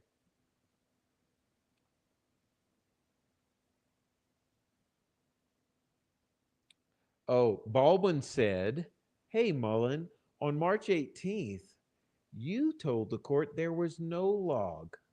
So I think that's something we need to do, y'all. All you lovely, amazing chat members, listen, keep in mind, because I know it's when I say break out your notebooks, you know what I'm going to start doing? I've never put it on the website. So let me make a let me make an announcement because this is important. Okay. I've never put it yet on the website. So what I did is I bought like 500 little mini notebooks. I bought a box of mini notebooks that are really nice looking. And I thought, hey, you know what I should do is I should sell notebooks for people to take notes. And I've just never, I'm so lazy with the merchandising. I've never done anything with my merchandising other than day one. I've never changed any of the t-shirts or any of the coffee cups. And I've never added the notebooks to the website because I'm alert. I'm a lazy turd. Okay. I'm lazy. But I just honestly need help. I need help because it's so much to do. But let me say this. I bought a bunch of notebooks, but here's why. Because you should put in your notebook this shit. Look at this. So Mullen claims that they now have a list, okay, of interviews they believe they did. This is the point of the notebook. Things like this to put in the notebook. So he claims at trial they have a list of people they believe they interviewed. But Baldwin breaks it down right here, and this is why I like Baldwin. He says, "Wait up. On March 18th, you told the court there was no log." Okay, so here's the question. It's different from today. So was there a log? Or did you just magically produce that for trial? Which seems to be more so the case, right? More so the case. So March 18th, Mullen says, "No, we ain't got a record. Sorry, we'll never have a record." But then suddenly trial comes and Mullen says, "Yeah, actually, we have a list of people we believe we interviewed." Okay. But that's for the notebooks. Okay. So put that in your notebooks. Let's see. Mullen said he doesn't remember exactly what he said. Baldwin pointed out Mullen said there was no log, contradicting his current statement about finding a log in the filing cabinet. What? So he didn't even say that he created it. He says he found it. See, this is why we needed the trial, because now we have to rely on Andrea Burkhart for this actually happening. Did he actually say that he found it in the filing cabinet? You cannot make this shit up. But Mullen reluctantly agreed. Yeah, I guess there's a contradiction. Baldwin repeatedly asked if there was no log, and Mullen finally said that's not correct. There was a log found in the filing cabinet. Like I said, that's for the notebook. That's one for the notebook. That's one for the notebooks, y'all. Officers were supposed to create a narrative for every single interview. So it would have been easy to recreate. Yeah, you would think so, wouldn't you? Wouldn't you think that it should be easy if there was an actual investigation to go through the logs and the notepads? Don't you realize that when cops come, surely all of you have interacted with police. Police come, what's the first thing they do? Out of the pocket, right? Notebook, little bitty notebook, right? Like you used in high school. They pull that shit out and they're like, "Oh yeah, say what, sir? Yes, sir. Yes, sir. Okay." And they write this down. They write this down. They write. You never know what they're writing. You're like, wonder what they're fucking writing. And they write. And they say, okay. And they put it back in the pocket. Surely you've experienced that. I don't know. I don't know, y'all. It's amazing. This is an amazing endeavor here, Delphi. Okay, where are we?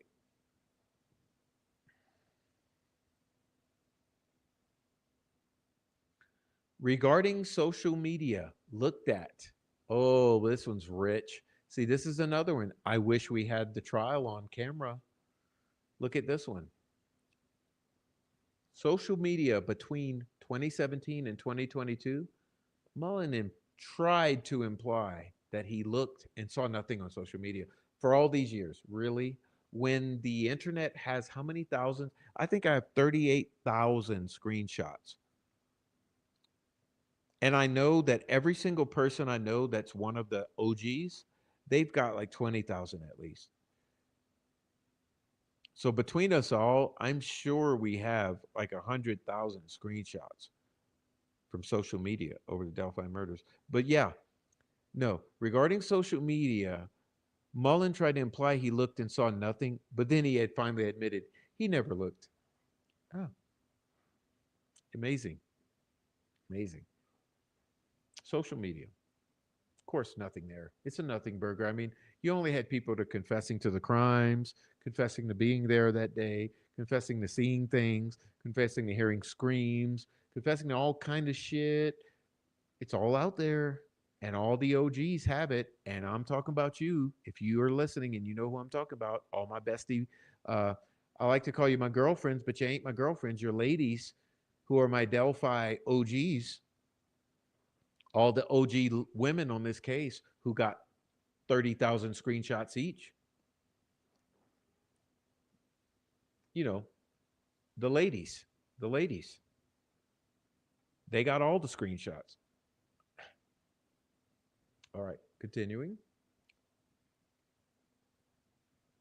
When asked if it would surprise him that there were dozens of social media posts about a white van, it was objected. Object! Oh, object! Object. That's something only the killer would know, even though there's already 14 social media posts, maybe even 25.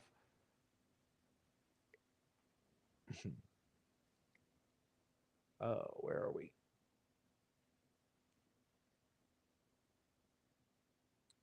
Sustained. Of course, it's Judge Gull and Nick McClellan, you know. Okay, so they're like this. Let's be more accurate. They're like this. Judge and McClellan, they're a package deal, right? Okay, this is not justice. This is not the court of law. This is a package deal. It's a unified front. All right, where are we? I want to get through this. Please, Jesus, help me get through this.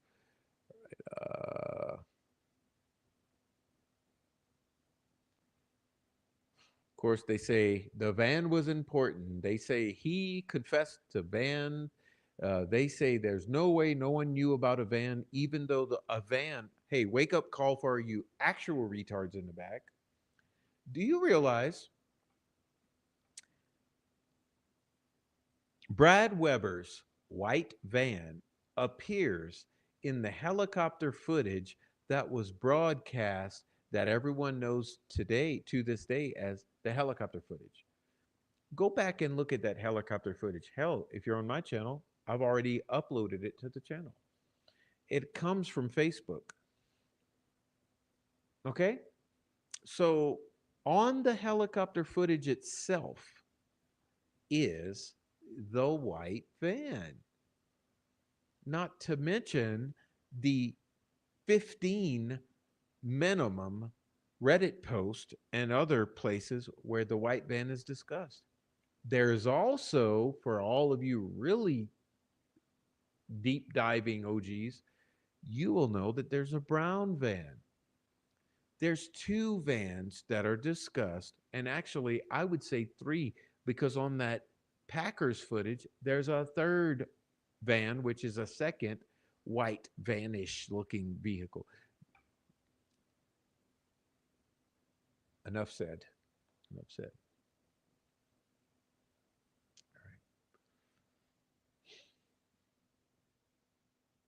Further questions. Look at this.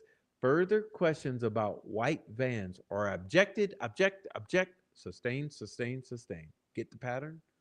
Come on, surely you guys know what pattern recognition is important. Um,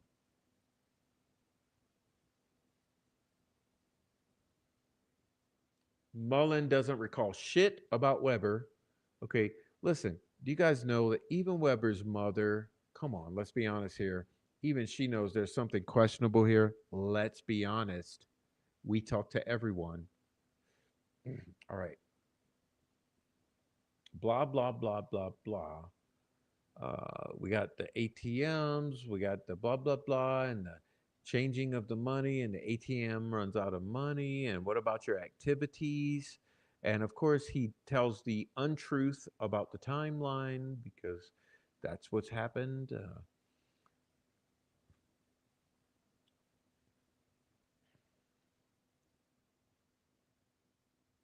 course, there's no confirmation of Weber's alibi. Absolutely not. They lied about that. They lied about it.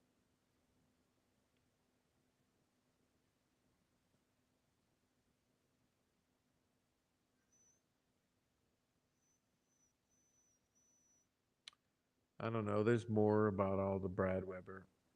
Brad Weber said he crossed the high bridge when he was back in better shape, but he hasn't been there recently. Um, Social media postings related to white vans were mentioned, but but not related to Brad Weber. And of course, McClelland's freaking out the whole time. Objection, objection, objection, objection. Okay. Now, there's a revisiting of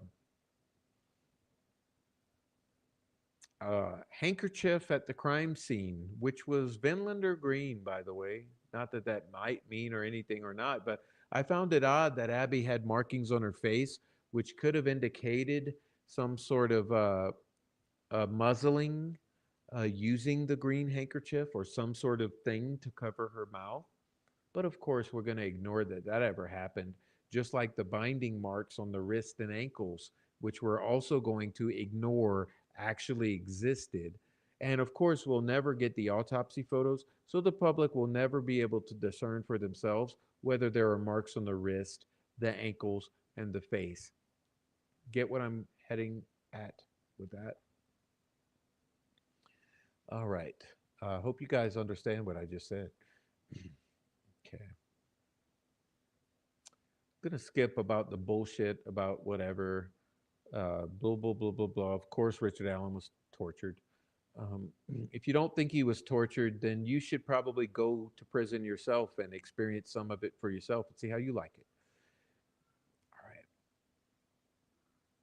All right. What do we got? Kathy Shank.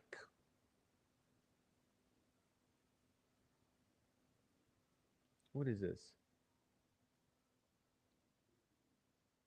No, this is not Kathy. This must be Betsy. This is odd that, sorry about AI. I was not going to listen. Let's be honest here.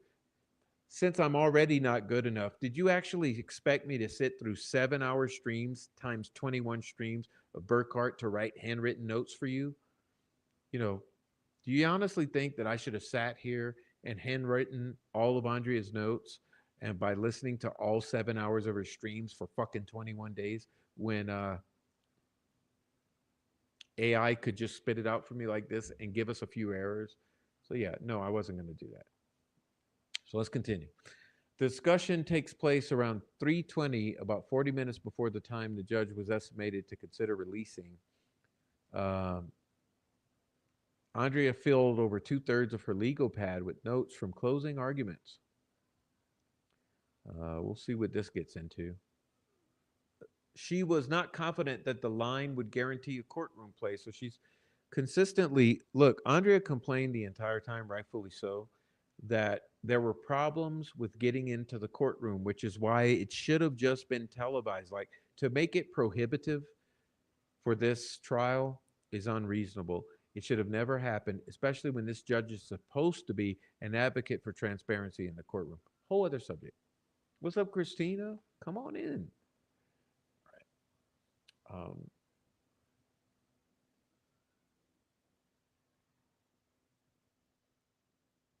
it's going on about the ending of the trial. Okay, we're heading towards the end. Okay, so we're saying that there's jury instructions that come. Um, there's instruction about reasonable doubt, about felony murder, requiring proof that Richard Allen killed either Abby or Libby while attempting to kidnap them, and felony murder requiring proof that he killed them. The instruction being stated that if the state has failed to prove these elements beyond a reasonable doubt, which is a certain threshold, they must acquit. Now ask yourselves, like, let's be real here because none of you are stupid, except, those I've already called out. If the jury instruction is that if the state fails to prove these assertions about Abby and Libby beyond a reasonable doubt, then that the jury must acquit Richard Allen. Let me ask you this. Do you think the jury followed the instructions or missed the instruction? Because certainly by Remember the juror who came out and said that they absolutely disregarded the bullet testimony? Okay, so let me ask you out there, because I know you were already skeptical, you amazing critical thinkers. But no, example here. Imagine listening to all of this with the or to the exclusion of the bullet. So imagine the whole bullet bullshit, the fakery about the bullet, the gaslighting about the bullet. Imagine there's no bullet.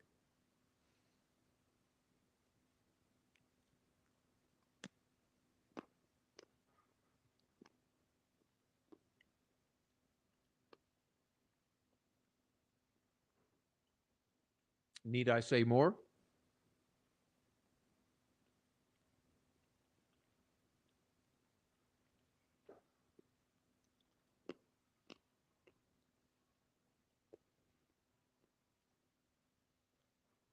Imagine there's no bullet.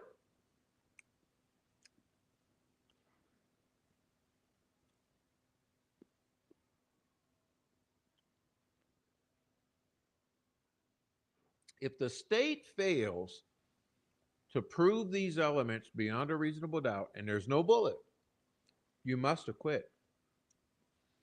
Hmm. They didn't must acquit.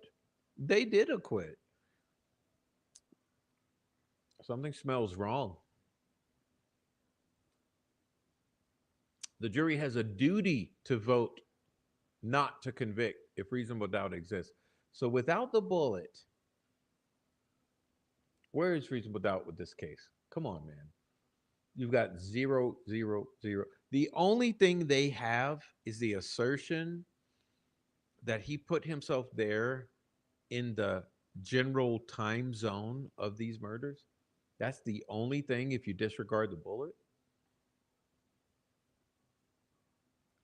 I mean, you can't say that there's confessions because let's be honest here.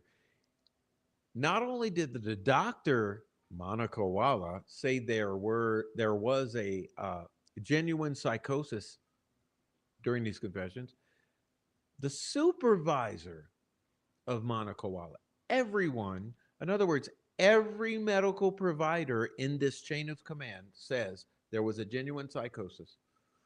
Oh, really? Seems like he should have been found not fit to stand trial, to be honest with you. But how in the fucking world do you admit those confessions when both doctors agree there was a genuine psychosis at the time during which these alleged confessions come out? So you got that. You got the bullet, which the jury says that's obviously bullshit. All right. Now listen to this one. This one's interesting too. The jury must be so certain of his guilt as to exclude every alternative explanation, which is why these fucking defense shills need to go fucking fuck themselves. I can't say it anymore, less vulgar. Question for you, defense shills. Alternative explanation. Oh, Prof's a conspiracy theorist. He's just opening up all these rabbit holes, these conspiracy theories, these bullshit ass assertions, and all the really, really. Oh, you mean everything that I'm pulling from social media and the community for 7 years, and I'm getting the receipts of, and I'm putting on the screen, and I'm walking the people through. That's all fantasy world. Mm-hmm. Interesting. Interesting, because it seems like the jury's supposed to have to exclude every alternative, and you had all these alternatives. But oddly enough, why didn't you bring that to Baldwin when I was handing it to you on a silver platter, and Julie Melvin was handing it to you on a silver platter, and Christine was handing it to you on a silver platter, and a whole bunch of fucking people were handing you shit on a silver platter that never even made it to Baldwin's desk? You want to explain that one?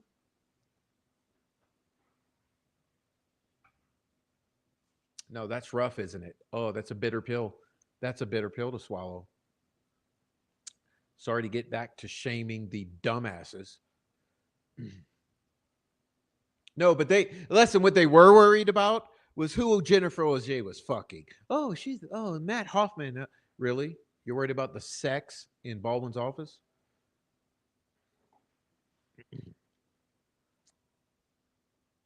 Truth hurts. You can go fuck yourselves. I'm sick of your bullshit.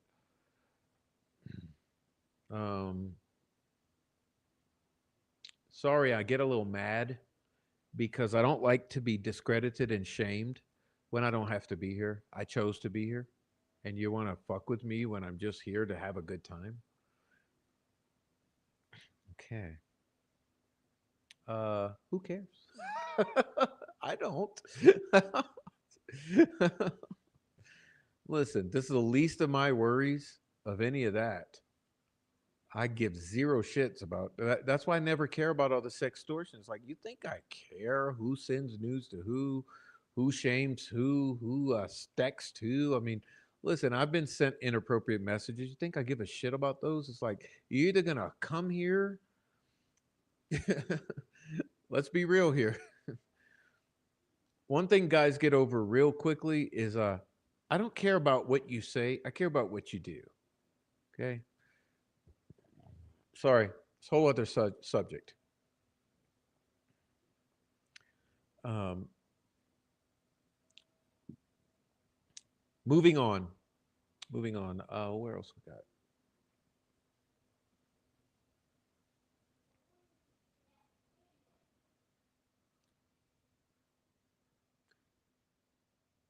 The prosecution told the jury the evidence would show the man went down the hill with a gun. Yeah, right. Sure, because there was a certain see. This is where the fantasy world. This is why I consistently say, how is this allowed? They say the man says guys, and the sound of a gun being racked can be heard, and also Libby saying that be a gun. Now listen, those 3 points right here I'm pointing to, that's where the crux of the matter is. How is that allowed? Because all of you have now heard the audio because I assisted you, and whoever the fuck leaked this video, which I've already told you who those are. How in the fuck can you listen to this, which is absolutely certainly without a doubt leaves and twigs cracking? They're asserting, the prosecutor himself is asserting that's the sound of a gun being racked, which is absolutely certainly 1,000% positively the sounds of leaves and twigs. That's a gun being racked. Mm-mm. Furthermore, the phrase, see, this is the path that we go down, is suddenly turned into, see, this is the path that be a gun. That's allowed. That's allowed in a court of law. Really? From a prosecutor and a law enforcement officer? Really? That's allowed to misrepresent the actual truth when the world can listen for themselves and hear the sounds of twigs snapping and the sounds of a girl saying that we go down.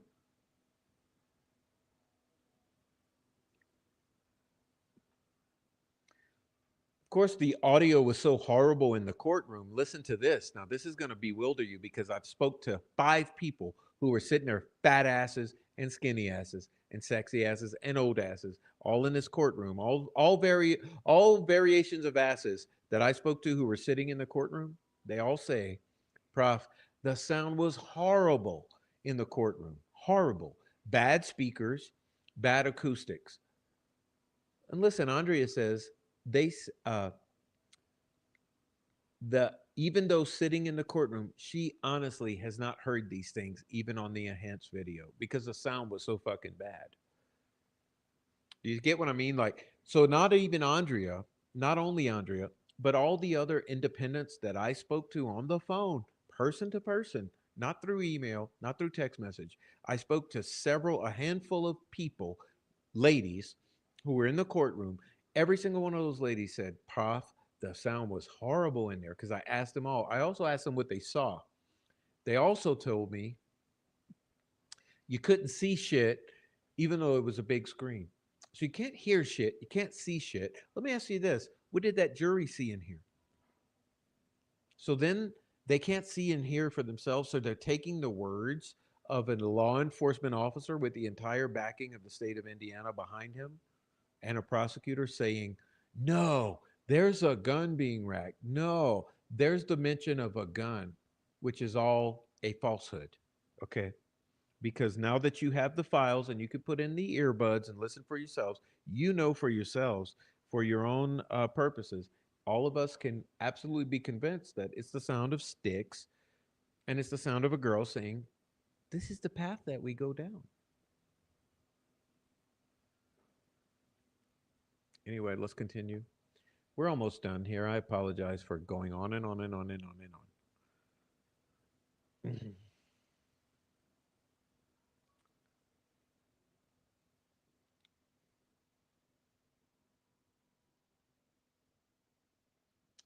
uh, the jurors are taking less notes.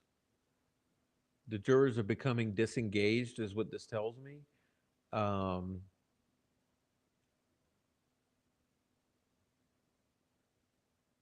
McClelland then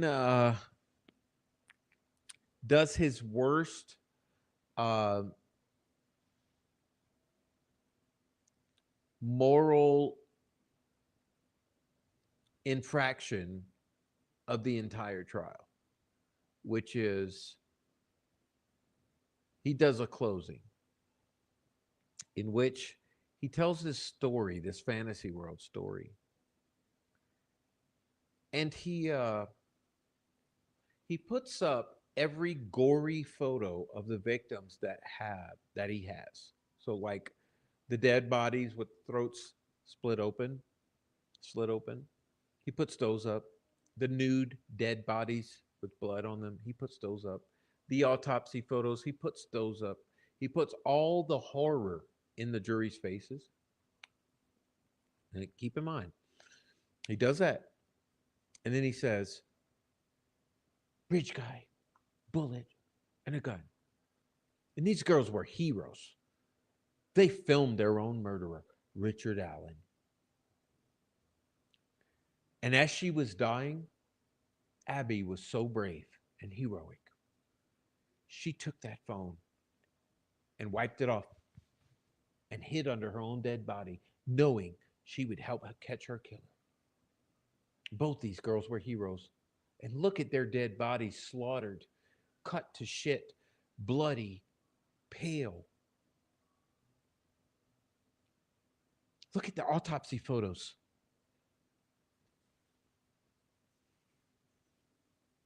And the jurors sitting there in horror, confused, disengaged, tired, hungry, traumatized.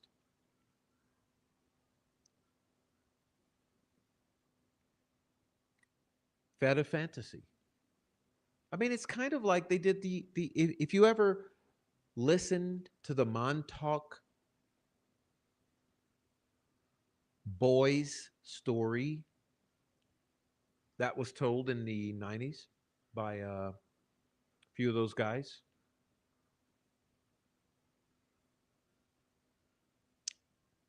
kind of similar. Yeah. You beat them, traumatize them, put them in a state of shock. And while they're in that state, starved, beaten, raped, and all of that, then you brainwash them. Yeah, it kind of makes sense. That's what McClellan pulled on the jury. Traumatize them, put them in a state of shock and horror, and then feed them a narrative.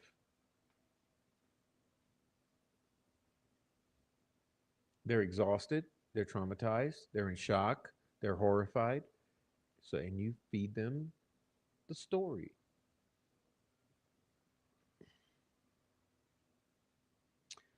Andrea Burkhart says the story sounds compelling if one didn't know the evidence.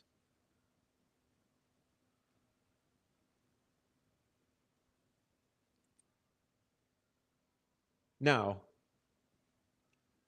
now comes the defense. They mentioned the telling of a story, the elements of a story, the telling of a story.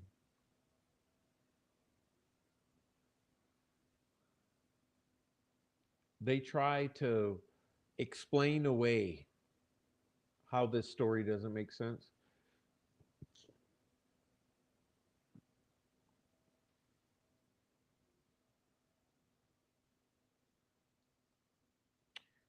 They fail. Let's be honest here. The defense fails to actually debunk the story that Nick tells.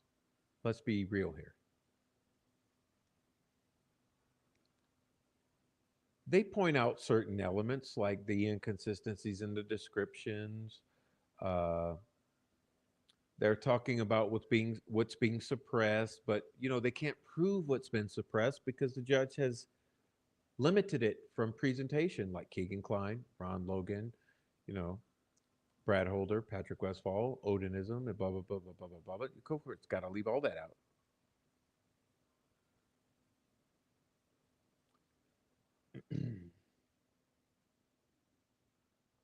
They try to highlight omissions like the faults of the investigation. But listen, none of that's going to defeat. This is what I mean by this defense failed because although they tried to nitpick the failed investigation, you could not defeat the sheer traumatization and indoctrination that Nick McClellan was allowed to accomplish due to the support by Judge Gold. Remember, this judge is who's in control of the courtroom? Judge Gold. Okay, so McClellan was allowed to do this whole deal. The defense was blocked from any sort of narrative pushing. Like, think about it like this: you get a teacher who's going to referee, or you get a referee who's going to referee a fight. This student is allowed in this debate or fight to come up with a whole fucking story, tell a whole fantasy world narrative story and fabricated evidence and this whole deal. This other student cannot defend, cannot come up with a story, cannot do anything. So here you have two sides. One side's given all the favor, all the latitude to push narrative, come up with this storytelling, and all of these ways that this one party can have all this latitude to fabricate in this debate. This other student, zero latitude.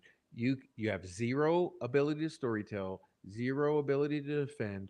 All you can do is sit there and nitpick the storytelling of the other side. Who do you think's going to win? And this is what happened. This is what happened. The defense, there was no winning in this with this judge. And that's just a damn fucking, I mean, anyone who's actually fair, like Troll Farm needs to be, because Troll Farm wants to play these stupid games. They're going to win some stupid prizes too. But Troll Farm wants to say, oh, no, let's be honest here, Troll Farm.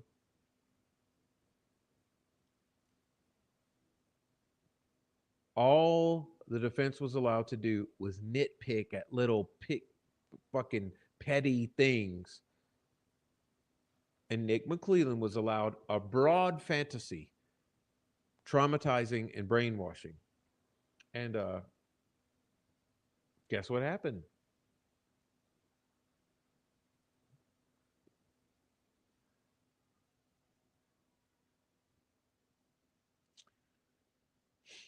Anyway, let's continue here. We're going to. This must have gotten scrambled. This probably should have been a couple pages before closing where we're discussing this stuff. But it's all little.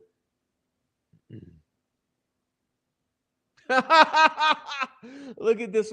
See, this is why I always say Baldwin is always funny how he gets in his swipes or his digs, and so is Andrea. Okay, look at this one. Look at this one.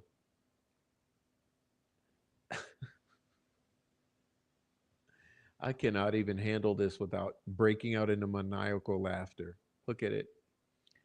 Andrea Burkhart suggested the defense should have outright stated that Dr. Walla is a weirdo. You guys seeing that? Fourth bullet point. Oh, my cup's empty. I'm getting thirsty. We've been here a while, y'all. Yeah, Dr. Walla. Okay, the speaker, Andrea Burkhart, suggested that the defense should have outright stated Dr. Walla is a weirdo.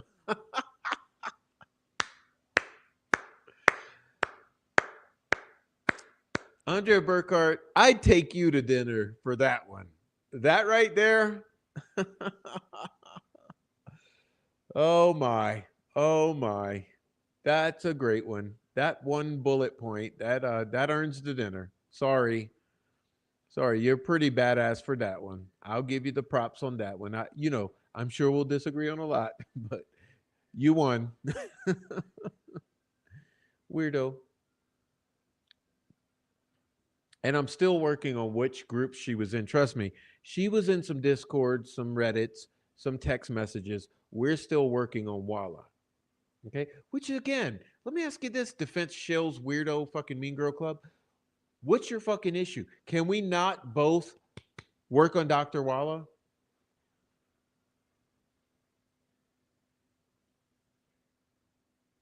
Something wrong here. Something smells. All right, keep on.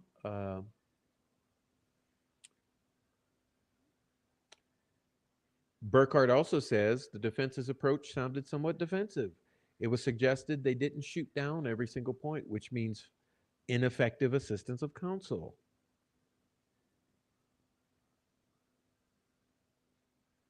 Heavy Metal Rehab, you got to email me, baby. You got to email me. What? All right, let's keep going.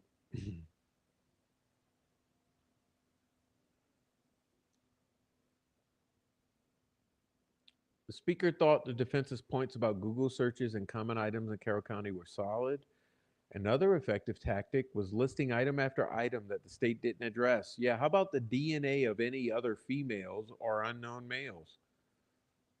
All right. The defense had the tools the jury needed to say there was too much doubt, but no, no, no. No, no, no. The jury was smoking crack rocks or something. All right. Yeah, but they're all lying about it now, heavy metal. That's what I'm trying to get the receipts on. See, they're all lying about it. This is the problem now. Okay.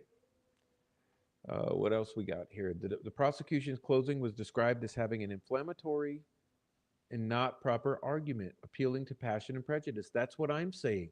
It was inflammatory. It was traumatizing. It was inflammatory. Did I already say that? It was inflammatory, traumatizing, abusive, narcissistically abusive, and appealed to emotions and prejudices rather than the facts.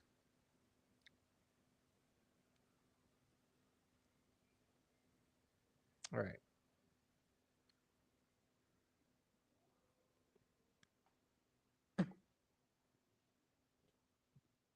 All right, let's continue on. Skipping on down a bit.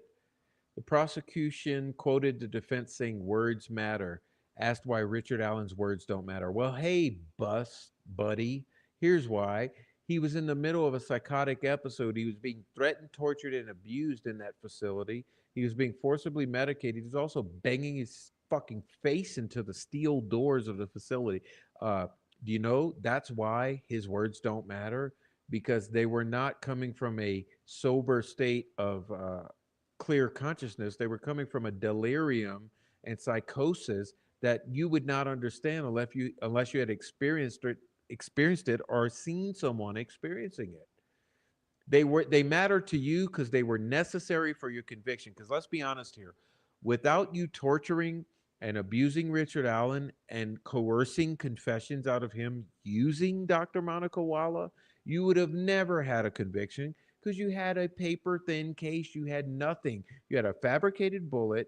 You had torture and abuse leading to Coerced confessions uh, as a side effect of trying to compel him to uh, agree to a guilty plea. Let's be honest here because none of you are honest. All right, continuing.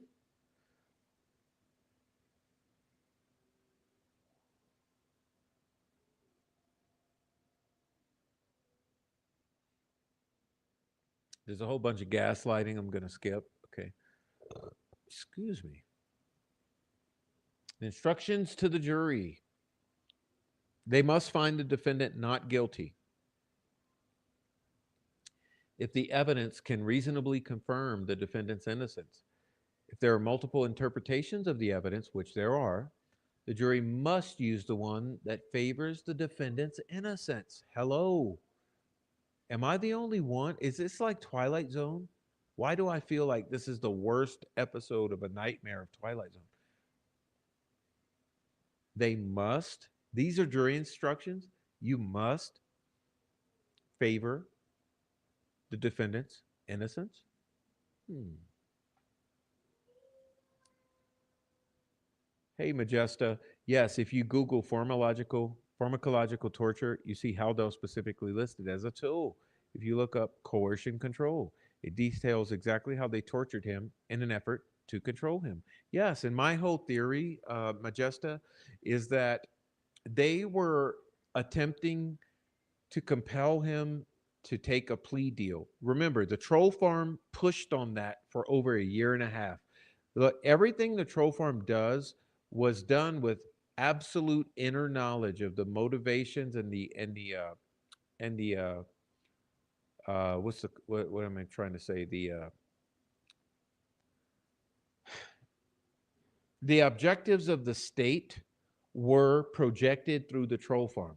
They were constantly saying he needs to plea. He's going to plea. He needs to plea. I guarantee he's going to plea. Well, that's projecting what the objectives or the agenda of the state was, which was to coerce him into a plea deal. You get it? So they were going to, the agenda was to coerce him into a plea deal by the torture and abuse. It didn't happen because he was too strong. But what did happen as a side effect of that is that he ended up in this deep psychosis and he made these confession like statements that were used against him because they were forced to go to trial, which they never intended to go to. All right, let's continue. I can't do any more chocolate because of sugar in it. So I'm done with the chocolate. um, the defendant is not required to present evidence or prove innocence or anything at all. Okay. Burkhart was very alarmed and disturbed by what she's seen in this case. An appeal is suspected. Of course, she's really genius. I got to get it. Like I'm sure Burkhart and I have disagreements on certain things, but I got to say she's pretty much the most genius. This is why I chose to use her channel as the basis because let's be honest here, Burkhart's the most genius of all of them. You know, obviously, other than you all in the chat. You know, Burkhart's the most experienced, the most informed, the most intelligent, the most balanced, and the most genius. Okay, let's be honest. um, this case, she says, is described as having dropping revelations. Yep. The jury was pretty equally unresponsive to both sides. During closing arguments, took very notes, seemed disengaged, seemed negatively affected when Mr. McClellan replayed evidence like the goddamn fucking autopsy photos and crime scene photos.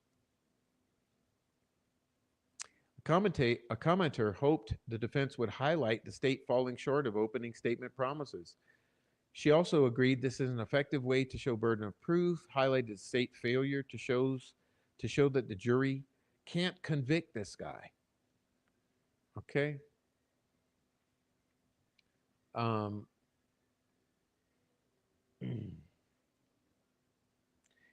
she described this trial, and I mean Burkhart. She described this trial as a fucking tragedy, a travesty. I describe it as a tragedy because remember, this is not about Richard Allen, despite what the dumbass mean girls want you to think. This is not about Richard Allen. This is about Abby and Libby. And, if Richard Allen is a victim of this, well, he's just the third victim. But look, as far as Abby and Libby goes, this is a tragedy. This is a tragedy for Abby and Libby because this is supposed to bury justice for their deaths, for their murders. This is an absolute tragedy because this does not bring justice for their murders.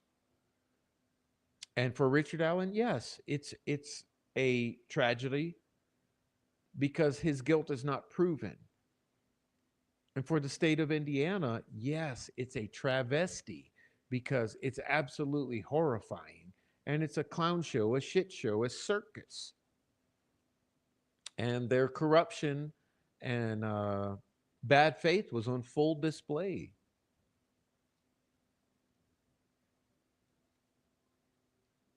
All right, let's continue.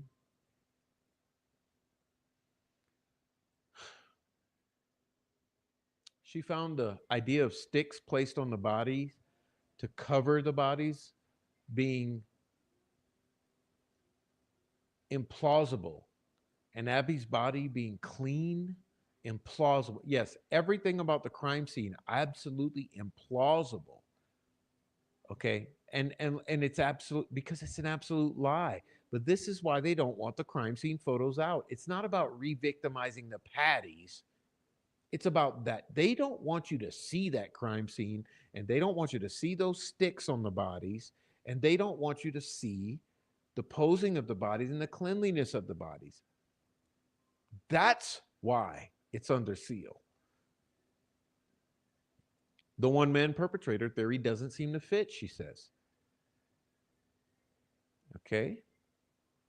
She also doesn't know if geofencing data even exists for third parties who were interviewed early on and deleted. She also says the passage of time, in her experience, often works to the state's advantage, which is why we don't have trial exhibits to this day. Because every day that passes, the judge believes that the public is becoming disengaged and disinterested. So she's going to delay as long as judgingly possible before she releases any of the trial exhibits because every day that passes, less interest from the public in her mind. It's Andre Burkhart believes it seems like a lot could have been done to narrow the time of death. Yeah, you think? Like actual uh, forensics.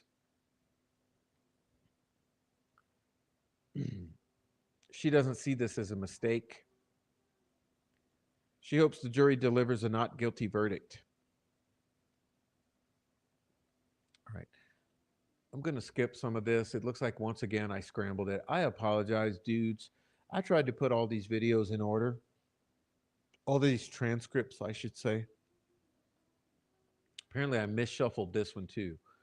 Um, but this is going on about whatever, I'm going to skip it. Day 19, which is actually day 22, I believe, because she counts from once all of the pre-trial stuff was accomplished, which were 3 days. So day 19 to Burkhart is day 22 to most others. Okay. Um, this is going back to Stacey Eldridge and all the headphone stuff.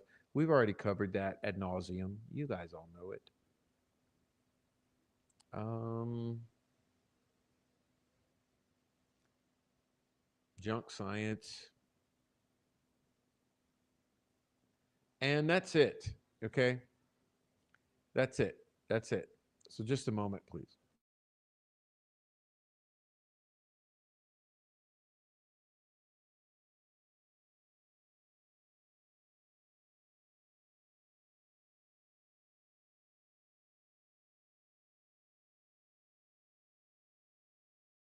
All right. So we are done.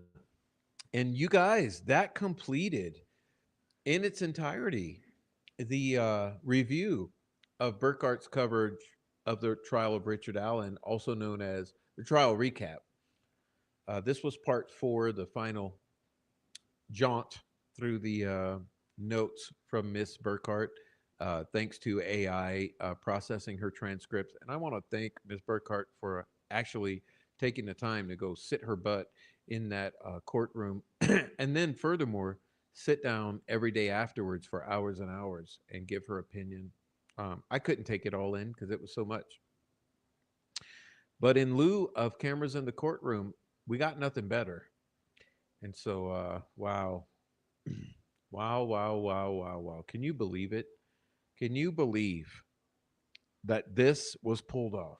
Let's be honest here. You know that McClelland's butthole was literally that small. Like, there was no way anyone would have believed that it would have been accomplished.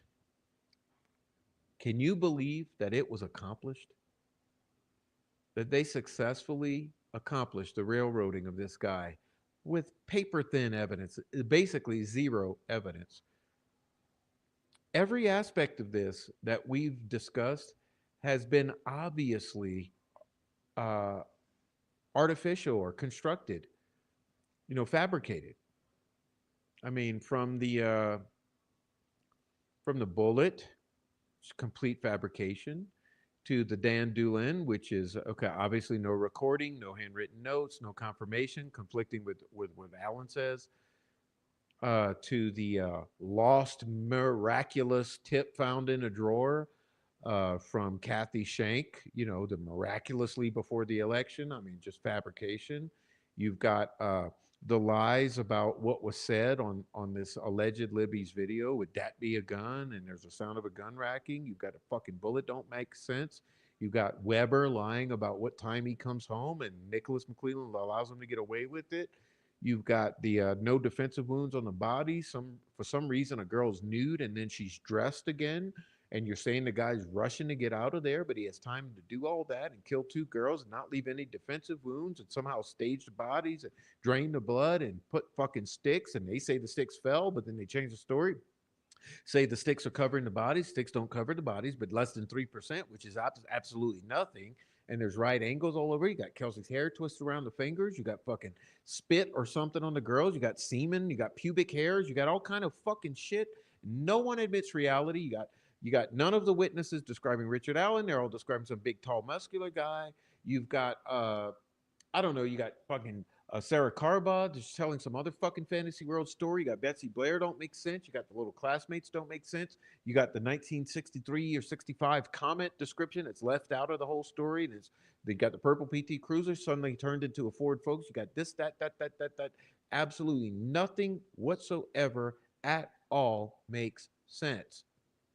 The fucking different sketches, the Keegan Klein, the Dropbox, the Anthony Shots lured the people out there and nobody did nothing, but it was just a whole other sexual predator that just killed the girls. But come on, you think any of this makes sense? And you combine that with the 7 years of social media bullshit on this case. Anyone thinks that like any of this worked? But somehow that jury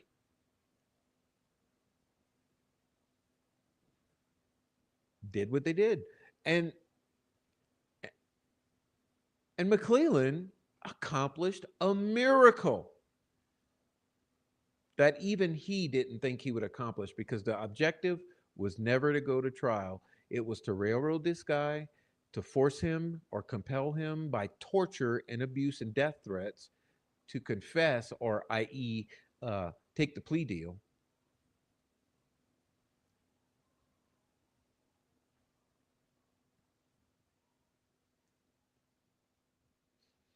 You got you got nothing.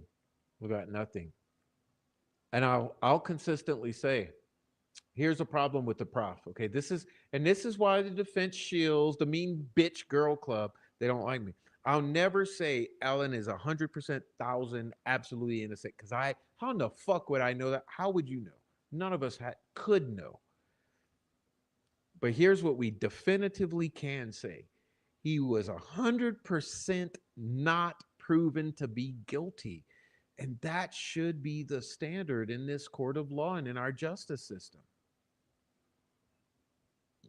So, how can this be allowed and encouraged? And not only that, celebrated. Celebrated. Remember this. Remember the same bitch who was vomiting all over the courthouse steps was the same one celebrating when the guilty verdict was read, and the same one doing live streams about my family.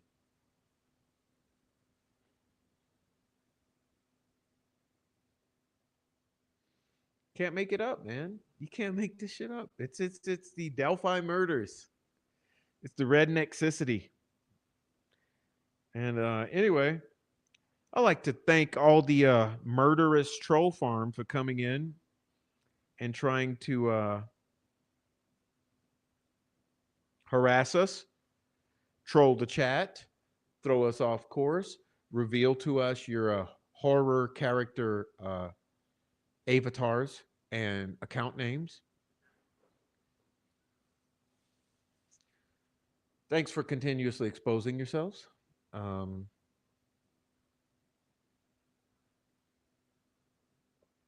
and thanks to the controlled ops. Thanks to the controlled ops for exposing yourselves to us and the world. And there'll be more of that coming because you don't know what I know. I know what you know. And you know, bad news is on the horizon, which is you're trying to discredit me preemptively, throw me under a bus, make me a non person. Hey, I've been through that before. I studied Russia. Okay. I'm very well aware of what a non person determination is. And what you guys are trying to do, typical fascist tactics, is trying to declare me a non person. And so that's fine. That's fine. But everyone who's actually honest and actually watches content and judges for themselves what to think and doesn't join a cult, they'll quickly realize that I am not a non person. And I have sat my ass here for hundreds and thousands of hours and talked about the fact that Richard Allen was railroaded and this trial was not proper.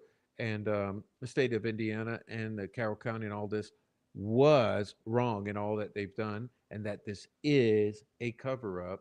And I wonder, why on earth would you be butthurt about all that? Oh, Jesus. Uh, uh, uh, what is that term? One in the hand is better than two in the bush. Well, you had one in the hand. Should have appreciated it because now, yeah, we got a war brewing. We got a war brewing. So I guess you're going to get your mean girls all ready to come and harass me on social media. It's nice. Um, but hey, the point here is I know I have my people, so I appreciate my chat so much. You guys, it's been a Friday. Now, listen, you want to know what I intended before all the fuck shit? um, I intended that we would have guests on. I thought I should open the live chat or the panel. I should drop the link for all of you to come in and tell me what you're doing and how you're doing a great little Friday night. I thought we would celebrate a Friday night. 5,000 subs, right? On the main channel, 2650 on the backup channel. So what is that? 7650? We're doing pretty good. We're doing pretty good. Um, hand in the stop it, sweet dude. Stop it. Go to timeout, sweet dude. None in the bush. None in the bush. Um, I thought that we would do a Friday night party, but it turned into a Friday night grief session um, because you had to go to Twitter like you've done for a week straight and tag me in your stupid ass Twitter post and let the mean girls come behind and call me a woman hater and a no and a nothing burger. All right. Thanks a lot. I guess you feel good about that. Okay. 5,000 subs. Have a good, restful weekend. Woo. I know you are. You've always been so good. Hey, it's Marie. Long time no see, Marie. Marie Dijon. What's up, Marie? I miss you. Good to see you back. Okay, he was timed out for 5 seconds. He learned his lesson. All right. All right. Boom. Thank you, Marie. I, I adore you. Thank you. And everyone else in the chat, especially all my wrenches. Look at you all. Miss K, Christina. We got Sweet Dude Shibby. Who else is here? Heather Brown, Heavy Metal Rehab, Noe Amos, Silenced, Swade Smith, Sweet Dude Shibby. Did I already say your name? Heavy Metal Rehab, Dirty Diana. All my wrenches. And hey, where's the super chatters? Where's Mark Ellis? Hey, you guys didn't reach that 2020 super chat goal. I'm gonna Gray Hughes your ass. I'm gonna put myself in jail. Wait, let me see. I want to look at that. I never pay attention to that. I forget to hound you about the super chats.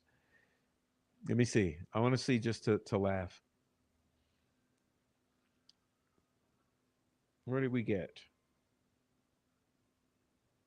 My poor little computer just can't even load. Sorry. Whoa, 5 of 20.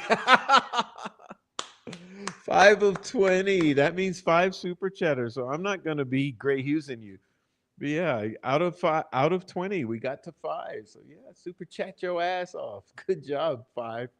I know we had Jake Brooks super chatted, Mark Ellis, Jennifer Hoff, Heather Brown, Michael Lewis, Miss K, Kalida Hope, Jade. Um, I appreciate you all so much for supporting the channel and being here. All right, let me see where we are. I gotta catch up with this chat. I'm losing track. All right, boom, Miss K, member for 4 months. Thanks for renewing your membership. What else we got? I got to check this too. This is supposed to be our celebration. Let me make sure we got a reason to celebrate. Uh, boom. Okay.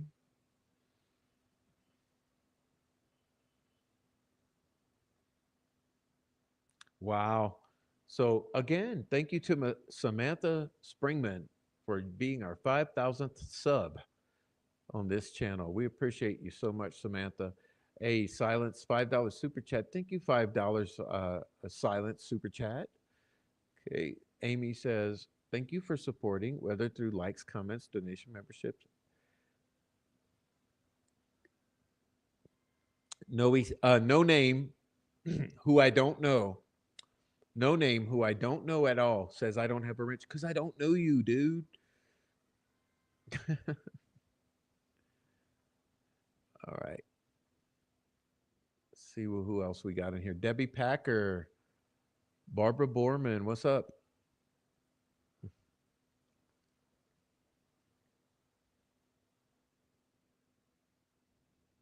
I don't know, heavy metal, if I ever got your email. You gotta email me, say, hey, it's me again. I'm apologizing.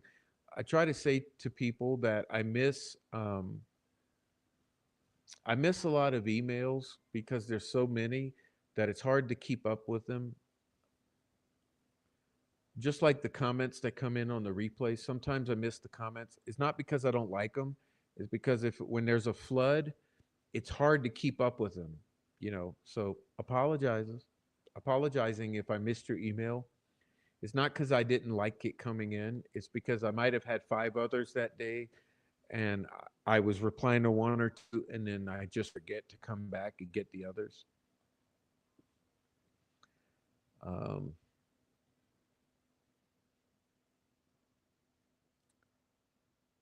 what does a wrench mean? A wrench means someone has the ability to erase comments because they're a mod. Okay.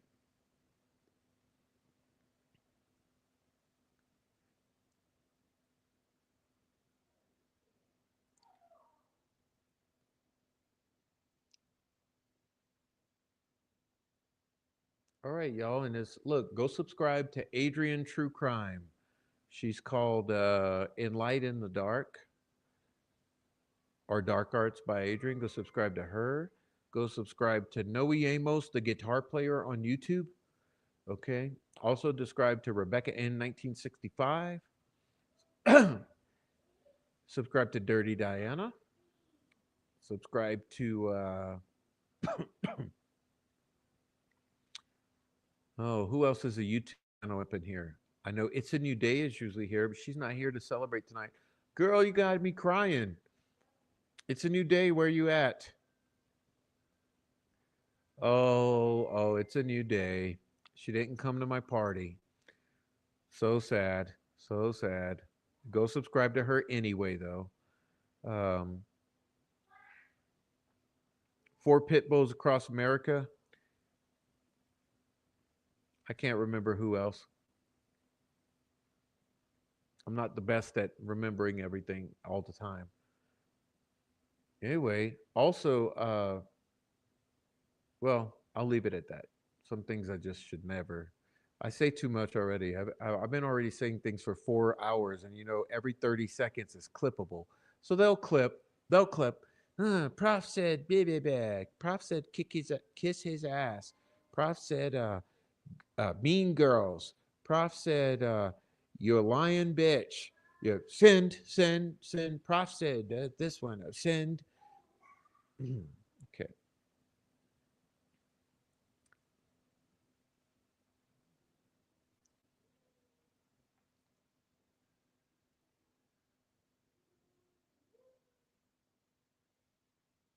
Thank you, Trial Junkie. Trial Junkie. Thank you. Almost everyone is a wrench. Yeah, you know why? You want to hear a quick story? We'll end with this. We'll end with this. Okay. I'll tell you why everyone got a wrench. You want to know why? Because they're going to hate when I tell this one. Pardon. They're going to hate when I tell this one. Okay. Here's why.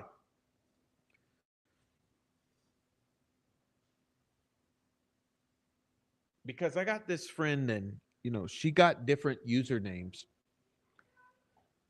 and she doesn't like me knowing all her usernames. So I'm not going to put her on blast, but she knows who she is. I'm sure she's watching in a hate crew, maybe right now. Maybe she's on a lurker crew. No, she's in the lurker. It's not the hate crew.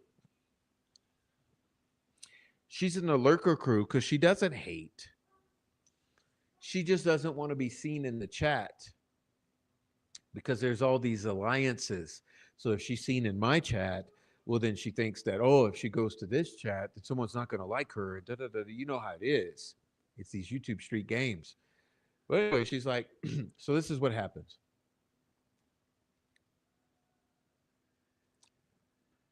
One of my days, okay, one of my days, in the early days, I came on,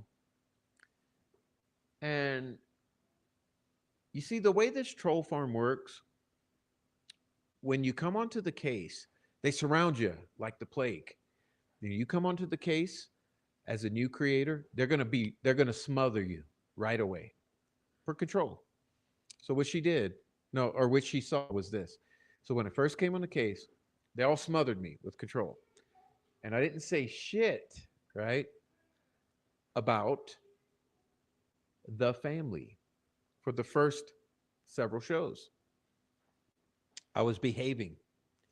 But eventually I got to the point where I said, look, family, you haven't told the truth. You haven't talked enough. You need to go to law enforcement and tell them what you know. And when I did that,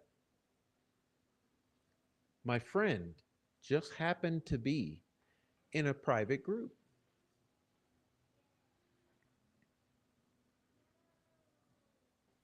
In the Sleuth Intuition Discord.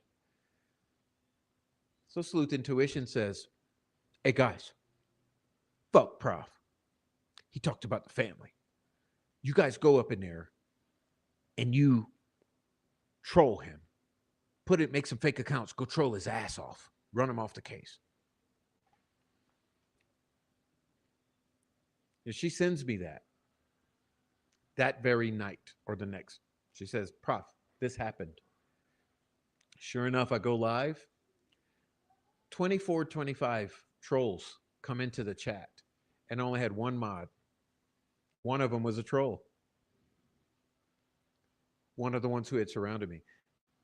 20, 30 of them come on into the chat. Blah, blah, blah, blah, blah, blah, blah. They had even replicated some of my other viewers. And that boy, they're killing me. They're killing me in that chat. Chat attack, troll attack in the chat. So because they had duplicated all my viewers, I didn't know who was who. So I'm like, for instance, if it was Heather, I'd be like, why is Heather calling me a chomo? Because I couldn't tell who was Heather or who was the duplicated Heather, because they'll take your photo, your avatar, they'll take your name, they identically duplicate your account. It was a swarm, um, a troll attack. So immediately, I figure out that I have to give wrenches to everyone who I can vet. So I start private messaging and texting some of my favorites. And I'm like, are you in there? Say something. Say this word. Say, what up, prof? So they'd say, what up, prof? And I give them a wrench. So, what up, prof? I give them a wrench. And we go back and forth and back and forth and back and forth. And eventually, I had like 15, 20 of my people that I could vet through the cell phone or through my messaging. And I handed all the initial round of wrenches.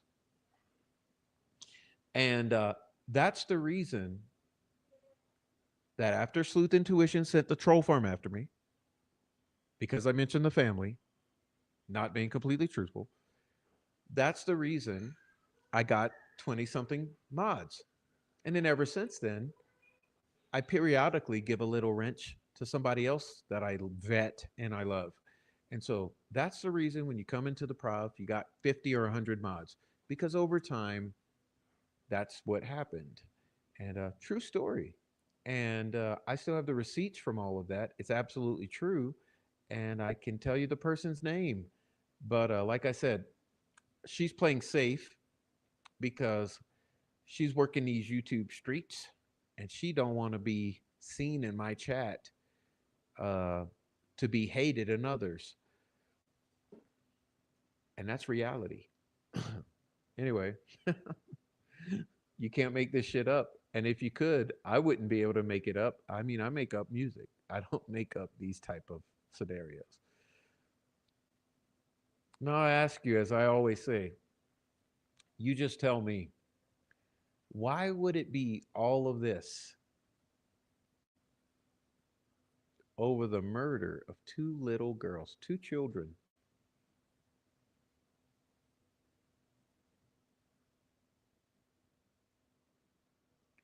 You know, you tell me.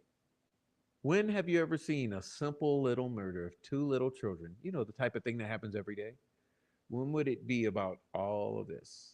It never would, because this isn't a normal, simple little murder of two little children. I mean, it's bottom line. So I'm sure there'll be a whole lot of hurt butts because I told the truth tonight. And there'll be a whole lot of discrediting, shaming, lies, and mean girls. But truth is the truth. Anyway,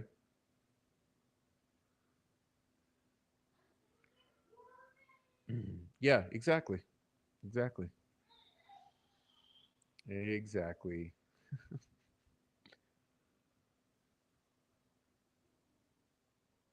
I know. Well, that's the thing, Lisa. I told Andrea, Adrian, see the A's fucked me up. I told Adrian before, I said, that's the thing. I'm not ashamed. I know I make myself look stupid. Look, when I was at war with the troll farm a year or two ago,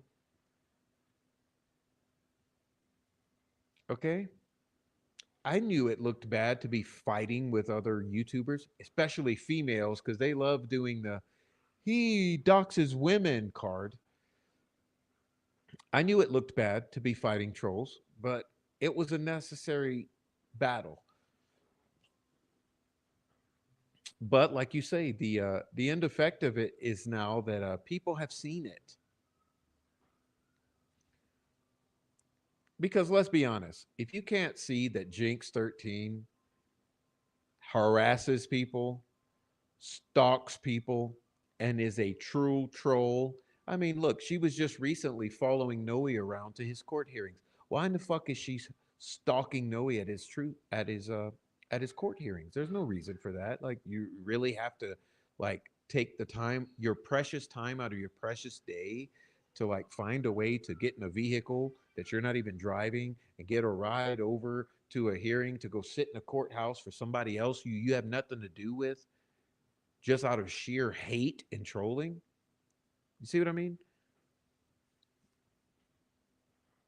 I mean, people see it for themselves because I don't see many nice people getting their ass in all in an uproar to go sit in someone else's court hearings over other fucking, procedural problems that pop up. So yeah, there's a little something going on in this community, but you'll figure it out eventually. I mean, after all of these people ended up being tied to bikers, meth dealers, uh, pedophiles, and the like. So it'll eventually make sense to some of us. I don't know when though. Anyway, boom. Hey, that was Friday. That was Friday. God bless you all. That was a nice Friday. God bless you all. I'm sorry we didn't have a live panel. Damn. I missed another opportunity to have good times instead of bitching about the community. But we'll do it soon. Maybe we'll do it soon. I'd like to have a lot of people on. This is what I wish for. I'd like a lot of you in the chat to come on and do a stream with me. And you don't have to show your face, you can just talk. I like a lot of you to come express yourselves on our future streams because I think that would be nice, and it's important to hear from you. Anyway, boom, that was our extra long, extended, celebratory Friday night, 5,000 sub, fourth episode of trial coverage, celebration and party with my friends and hang out in the chat. And anyway, I hope that you all enjoyed it. And listen, I do know that Diana is going to do a hangout. So if you guys want to go over there, do so. Okay. Thank you, Heather.